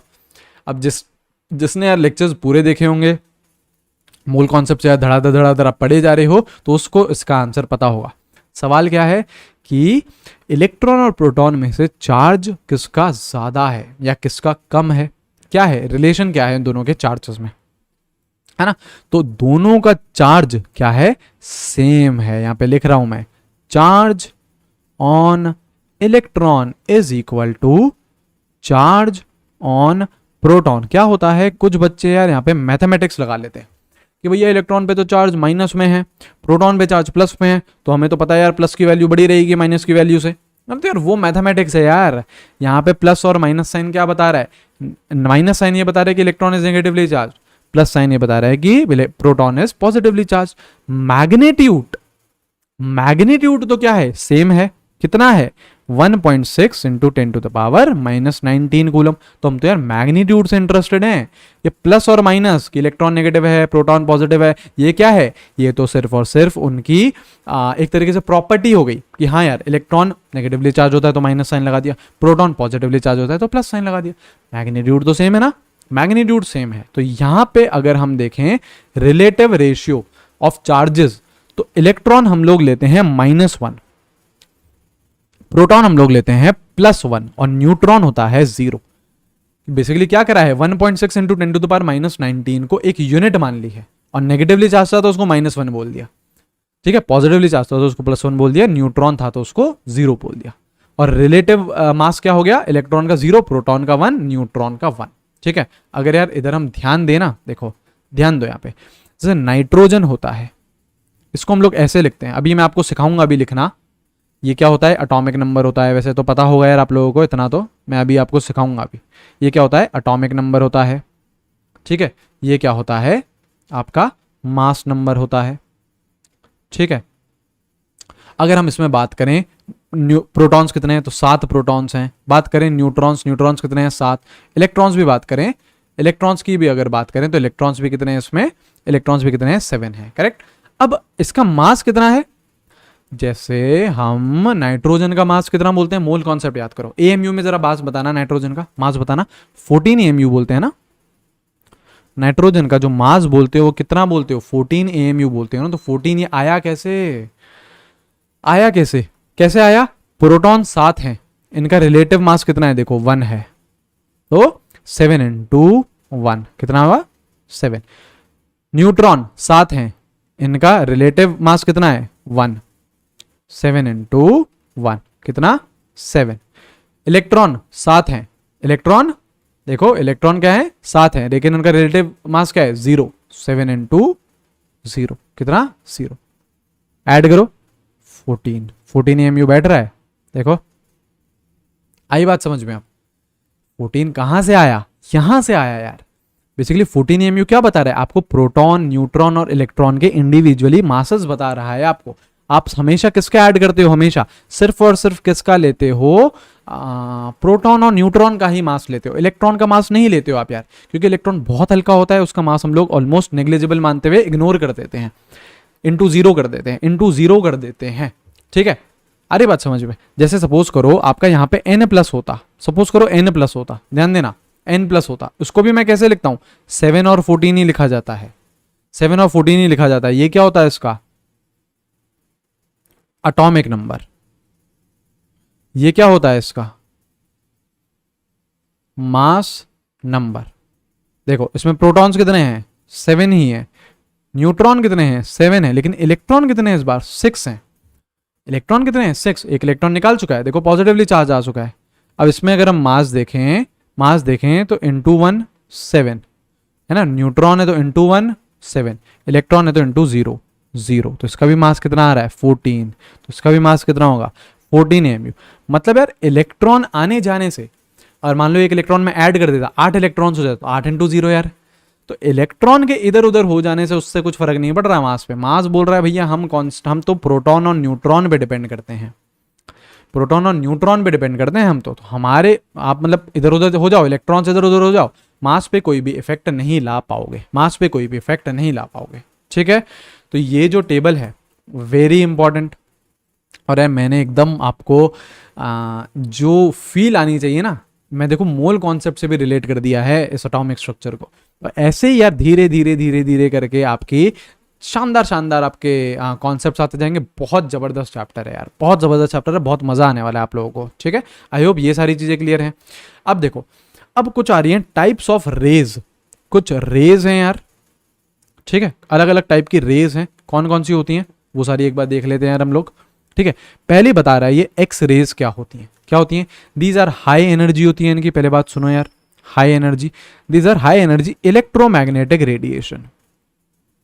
ईएम वेव्स होती हैं, ईएम वेव्स होती हैं आपका बेसिकली आप इसे में कहाँ पढ़ते हो, फिजिक्स में पढ़ते हो पूरा यार, ईएम का इलेक्ट्रोमैग्नेटिक वेव्स का आपका एक चैप्टर रहता है, ठीक है। मैं भी आप लोगों को हल्का फुल्का इस चैप्टर में बताऊंगा कि यार ईएम क्या रहती है, इलेक्ट्रोमैग्नेटिक रेडिएशंस क्या होते हैं। आप लोग ये समझ लो, जैसे सनलाइट है जो आपके सन से आ रही है, हमारे अर्थ की तरफ आ रही है, वो क्या है, एक इलेक्ट्रोमैग्नेटिक रेडिएशन है, ठीक है। अब यार ऐसे तो नहीं समझ सकते कि सनलाइट हो गई तो वो ईएम हो गई, इसकी प्रॉपर डेफिनेशन आगे वाले लेक्चर्स में आपको मिल जाएगी, ठीक है। होता क्या है ये समझ लो, these are high energy electromagnetic radiations which are not deflected by electric और मैग्नेटिक फील्ड। ध्यान लगाना है यहाँ पे, अगर मैं इलेक्ट्रिक फील्ड भी लगा दूं, मैग्नेटिक फील्ड भी लगा दूं, तो इनमें कोई भी डिफ्लेक्शन नहीं आएगा। कैथोड रे में आ गया था, एनोड रे में आ गया था, ठीक है, एक्स रेज में नहीं आएगा, एक्स रेज में कोई भी डिफ्लेक्शन नहीं आता है, ठीक है। अच्छा, ये बात हो गई। अब बात करो जरा रेडियो एक्टिविटी की, अब बात करो जरा रेडियो एक्टिविटी की, ठीक है। रेडियो एक्टिविटी क्या होती है, आपके न्यूक्लियस के अंदर ऐसे यार आपके होते हैं ना रेडियो एक्टिव सब्सटेंसेस। जैसे देखो यार, अब तक जो पीरियोडिक टेबल में कितने एलिमेंट्स आ सकते हैं, 118। मैं हल्की फुल्का आपको जो नेक्स्ट चैप्टर है पीरियोडिक टेबल, उसका भी आपको एक हिंट देते हुए चलता हूँ। आपके जो पीरियोडिक टेबल है उसमें अब तक मैक्सिमम कितने एलिमेंट्स आ सकते हैं, 118। सारे डिस्कवर नहीं हुए हैं, अभी भी डिस्कवरी चल रही है, लेकिन 118 आ सकते हैं। तो उसमें जो एंड के आपके एलिमेंट्स हैं, बेसिकली जो एक एलिमेंट रहता है यूरेनियम, तो हम बोलते हैं एक इफेक्ट भी रहता है, रेडियो एक्टिविटी में एक इफेक्ट भी रहता है। सुन लो, केवल ज्ञान दे रहे हैं, है ना, इंटरेस्टिंग बनाने के लिए आपको ज्ञान दिया जा रहा है। क्या होता है, यूरेनियम होता है। जैसे यूरेनियम के यार काफ़ी सारे एप्लीकेशंस भी होते हैं, आपकी इलेक्ट्रिसिटी प्रोड्यूस करी जाती है आपके। यूरेनियम के यार करोड़ों हज़ारों करोड़ों रुपए के सौदे होते हैं डिफरेंट डिफरेंट नेशंस के बीच में, है ना। अगर इलेक्ट्रिसिटी प्रोड्यूस करने के लिए कोई प्लांट लगाना होता है तो यूरेनियम का यूज़ किया जाता है। तो जो यूरेनियम के बाद के एलिमेंट्स हैं जिन्हें हम बोलते हैं ट्रांस यूरेनियम एलिमेंट्स, वो ज़्यादातर क्या रहते हैं, रेडियो एक्टिव रहते हैं। मतलब वो स्टेबल नहीं है, उनका जो न्यूक्लियस होता है ना वो स्टेबल नहीं होता, वो डिसइंटीग्रेट करता रहता है, वो टूटता रहता है, वो रेडियो एक्टिव वेव्स एमिट करता रहता है, रेडियो एक्टिव वेव्स एमिट करता रहता है। ठीक है, तो इसको बोलते हैं हम रेडियो एक्टिविटी। ऑलराइट, तो देखो कुछ रेज बता रखी है यहां पे।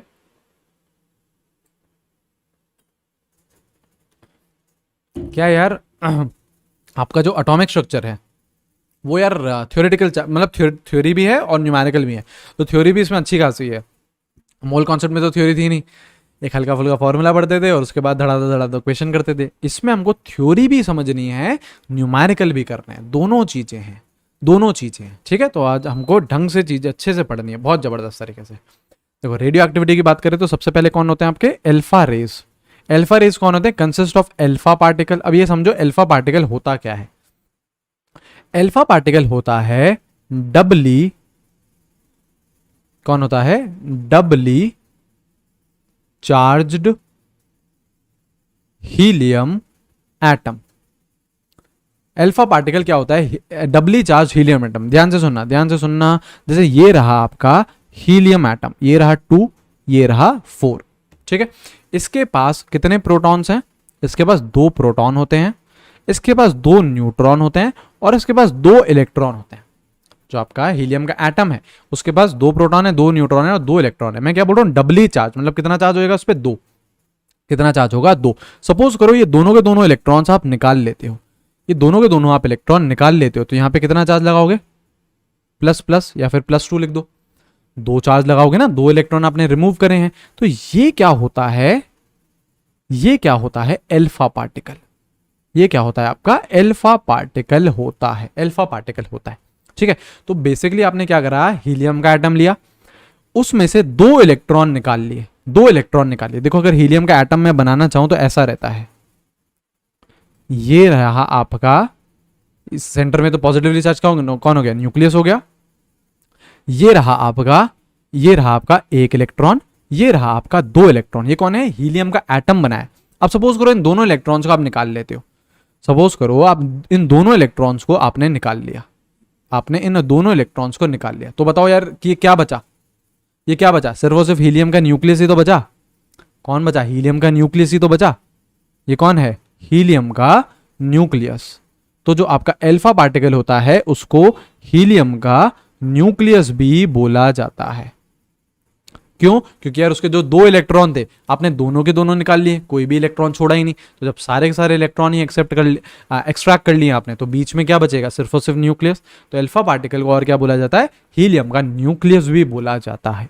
ठीक है, तो जो चैडविक भैया थे जब वो न्यूट्रॉन के डिस्कवरी कर रहे थे तो उन्होंने क्या करा था, अल्फा पार्टिकल को ही, इसी को ही, अल्फा पार्टिकल को ही, जो डबली चार्ज हीलियम एटम है या फिर इसे हम हीलियम न्यूक्लियस भी बोल सकते हैं, इसको मारा था उन्होंने बेरिलियम पे।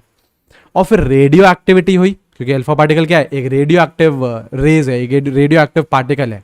तो अब उन्होंने रेडियो एक्टिविटी करी तो न्यूक्लियस में ही चेंजेस करे और बेरिलियम किस में कन्वर्ट हो गया, कार्बन में, और एक आपका सब एटॉमिक पार्टिकल आपको मिल गया which is what, neutron, which is what, neutron. आ रही है पिक्चर क्लियर, धीरे धीरे पिक्चर क्लियर होती है। ठीक है, चलो अब जैसे देखो ये बीटा रेज, बीटा रेज क्या है, these raise consist of negatively charged particles similar to electrons. यहां पे ये जो सिमिलर वर्ड है ये बहुत इंपॉर्टेंट है। कभी भी यार बीटा रेज को ये मत बोल देना कि यार वो इलेक्ट्रॉन्स ही होते हैं, नहीं नहीं, they are particles similar to electrons but they are not electrons. ठीक है, इनका रिप्रेजेंटेशन आप ऐसे ही करोगे, E-1 0 ऐसे ही रिप्रेजेंट करोगे जैसे हम इलेक्ट्रॉन को रिप्रेजेंट करते हैं। जैसे देखो आप कैसे रिप्रेजेंटेशन कर सकते हो, चाहो तो इस टेबल में ये भी डाल दो। इलेक्ट्रॉन को मैं कर सकता हूं E-1 0, क्योंकि इस पर चार्ज क्या रहता है, -1। नीचे में क्या लिखता हूं, चार्ज, ऊपर क्या लिख रहा हूं, मास, मास क्या है 0। प्रोटॉन चार्ज कितना 1, मास भी कितना 1। न्यूट्रॉन चार्ज कितना 0, मास कितना 1। तो ऐसे रिप्रेजेंटेशन भी हो सकती है आपके सब एटॉमिक पार्टिकल्स की। तो ऐसे ही देखो जो बीटा रेज है आपकी, तो इसका रिप्रेजेंटेशन तो देखो मैं इलेक्ट्रॉन जैसा ही कर रहा हूं, E-1 0, लेकिन these are not electrons, these are not electrons, these are what, similar to electrons. ये इलेक्ट्रॉन क्यों नहीं होते यार? क्योंकि इलेक्ट्रॉन कहाँ ट्रैवल कर, इलेक्ट्रॉन कहाँ होता है आपके एटम में, इलेक्ट्रॉन कहाँ होता है जरा बताना यार, सोचना। इलेक्ट्रॉन कहाँ होता है? ये रहा न्यूक्लियस, इलेक्ट्रॉन होता है बाहर, बाहर घूम रहा होता है इलेक्ट्रॉन, अंदर नहीं होता है न्यूक्लियस के। इलेक्ट्रॉन कहाँ होता है? बाहर। लेकिन जो बीटा रेज हैं वो कहाँ होती हैं? इस न्यूक्लियस के अंदर होती हैं। जो बीटा पार्टिकल्स बनते हैं वो न्यूक्लियस के अंदर से बनते हैं। तो इलेक्ट्रॉन कभी भी न्यूक्लियस के अंदर नहीं रह सकता है, ध्यान रखना। इलेक्ट्रॉन हमेशा न्यूक्लियस के बाहर होगा, लेकिन जो बीटा रेज है वो न्यूक्लियस के अंदर होती हैं। जो बीटा पार्टिकल्स होते हैं, जो बीटा पार्टिकल्स बनते हैं वो कहां बनते हैं? न्यूक्लियस के अंदर से बनते हैं। तो दे आर नॉट इलेक्ट्रॉन, बस ये, but yes they are similar to electrons. क्या डिफरेंस होता है सिमिलर टू इलेक्ट्रॉन्स और इलेक्ट्रॉन में? सही बात है ना, ठीक है। अच्छा, और क्या है? ये हैं आपके gamma rays, they are neutral electromagnetic radiations. Neutral होते हैं भैया ये। आपके अल्फा रेज तो क्या हो गई? अल्फा पार्टिकल्स तो क्या हो गई? पॉजिटिवली चार्ज ना। अल्फा रेज तो क्या हो गई? पॉजिटिवली चार्ज हो गई। देखो ना, आपका ये है ना हीलियम, जो आपका अल्फा पार्टिकल है ये है ना 2 4 प्लस प्लस, तो कौन सा चार्ज है? प्लस चार्ज है। तो अल्फा रेज तो क्या हो गई? Positively charge. बीटा रेज में क्या है? सिमिलर टू इलेक्ट्रॉन्स, तो क्या है ये? Negatively charged. और गामा रेज कोई चार्ज नहीं, गामा रेज कोई भी चार्ज नहीं। यहां पे अब एक और एक आपका बनता है, जैसे देखो एक और एक आपका रहता है, जैसे पेनिट्रेशन पावर की हम बात करें। पेनिट्रेशन पावर, ये पेनिट्रेशन की स्पेलिंग गड़बड़ हो गई है, देखो हम बात करें पेनिट्रेशन पावर, मतलब किसी सब्सटेंस को भेदने की, किसी सब्सटेंस से आर पार होने की पावर। समझ पा रहे हैं ना? पेनिट्रेशन पावर मतलब किसी सब्सटेंस की आर पार होने की पावर, किसी सब्सटेंस से आर पार होने की पावर। तो अगर इन तीन रेज को कंपेयर करूं, अल्फा, बीटा और गामा, तो आपके जो ये गामा रेज रहती हैं, इसका रिप्रेजेंटेशन भी देख लो। अल्फा का ये अल्फा है, बीटा का ये बीटा है, और गामा का ये गामा है, ठीक है। ऐसे भी लिख सकता हूं। तो जो पेनिट्रेशन पावर रहती है वो गामा रेज की सबसे ज्यादा रहती है, फिर बीटा रेज की, और फिर अल्फा रेज की। क्योंकि क्या होता है, जो गामा रेज रहती है वो सबसे हल्की रहती है। अगर हम कंपेयर करें मासेस में भी, तो जो गामा रेज रहती है वो सबसे हल्की रहती है। तो वो सबसे हल्की होने के कारण बड़े प्यार से पास हो जाती है, बड़े प्यार से पेनिट्रेट कर जाती है, हल्की होने के कारण, ठीक है। अच्छा, और उधर ही अगर हम बात करें आयनाइजेशन पावर की, किसकी हम बात करें? आयनाइजेशन पावर की बात करें, तो आपके गामा की सबसे कम होती है, फिर बीटा की, और अल्फा की सबसे ज्यादा होती है। आयनाइजेशन पावर मतलब किसमें कितनी ज्यादा ताकत है दूसरे एटम को आयनाइज करने के लिए, आयंस में कन्वर्ट करने के लिए कितनी ज्यादा ताकत है। तो आपके अल्फा पार्टिकल सबसे ज्यादा ताकतवर होते हैं। जो आपके अल्फा पार्टिकल्स होते हैं आयनाइजेशन केस में वो सबसे ज्यादा ताकतवर होते हैं, और पेनिट्रेशन में गामा सबसे ज्यादा पेनिट्रेट कर सकती है किसी सब्सटेंस को। और बीटा बोल रहा है हम तो भैया एवरेज हैं सब में, हम सब में अब क्या है? एवरेज है, ठीक है। चलो, तो देखना यार, अब ये सारी यार हम लोगों ने बातें कर ली हैं आज की वीडियो में। यार बहुत ज़बरदस्त तरीके से हमने थ्योरी कवर करी है, और भी यार बहुत सारी चीज़ें हम लोगों ने देख ली हैं, करेक्ट, ठीक है। तो देखो यार और क्या क्या बचा है, जैसे देखो, जैसे मैं आपको स्टार्टिंग में लेके चलूँ, देखिए थोड़ा सा यार ओवरव्यू ले लेते हैं आज, है ना। अभी तो हमने अच्छे से पढ़ लिया है सारी एक एक चीज़। अब देखो ये हम लोगों ने देख लिया आज, जो हम लोगों ने क्या देखा है, देखो ये फंडामेंटल पार्टिकल्स हम लोगों ने देख ली। फंडामेंटल पार्टिकल्स की डिस्कवरी कैसे हुई, इलेक्ट्रॉन की, प्रोटॉन की, न्यूट्रॉन की, ये सारी चीजें हमने देख ली। फिर कुछ कुछ यार हमने रेज भी देखी, आपकी एक्सरे कौन सी होती है, कैथोड रे, एनोड रे, ये तो देखी थी। आपके अल्फा रेज देखी, बीटा रेज देखी, गामा रेज देखी, ये बात कर ली।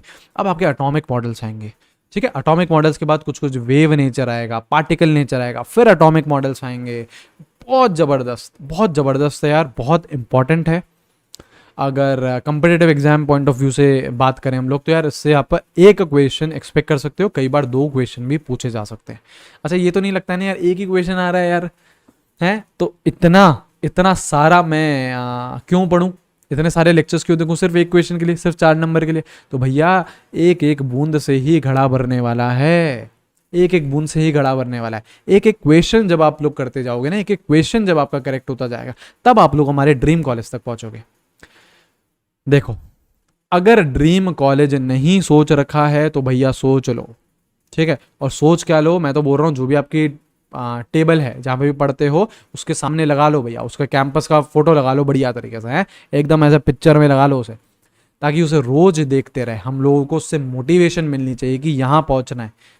और जब इधर पहुंच जाओगे ना तो उसके गेट के बाहर खड़े होके सेम फोटो लेना, ठीक है। तो उस जो फील रहेगी वो अलग ही रहेगी यार, बहुत जबरदस्त फील रहेगी, ठीक है। तो ये जो चैप्टर्स आते जा रहे हैं बहुत इंटरेस्टिंग चैप्टर्स हैं। और एक यार देखो, एक वो बनते जा रही है, एक कड़ी बनते जा रही है। क्या देखो, मोल कॉन्सेप्ट सीखा, फिर यार कुछ कुछ फंडे उसके मैंने अभी आपको देखो जो 14 AMU वाला बताया था, नाइट्रोजन वाला, वो हमने यूज करे, ठीक है। ऐसी धीरे धीरे करके चीजें लिंक्ड होती जाएंगी। और जब हम लोग थोड़े बहुत चैप्टर्स हमारे कंप्लीट हो जाएंगे, तब हम लोग यार एकदम ऐसे चैंपियन बन जाएंगे। तब हमारे पास चीजें बहुत ज्यादा होंगी इंटर रिलेट करने को, बहुत मजा आएगा, बहुत इंटरेस्टिंग हो जाएगी तब आपके लिए केमिस्ट्री, ठीक है।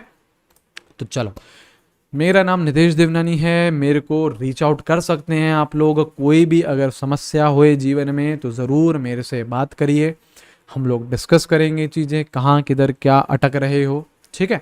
और पढ़ते रहो यार, है ना, बैकलॉग क्रिएट नहीं करो, जोर और शोर से पढ़ते रहो, ठीक है। हम लोग मिलेंगे हमारे नेक्स्ट वीडियो में। Till then take care everyone, have a great day, see you guys, bye bye.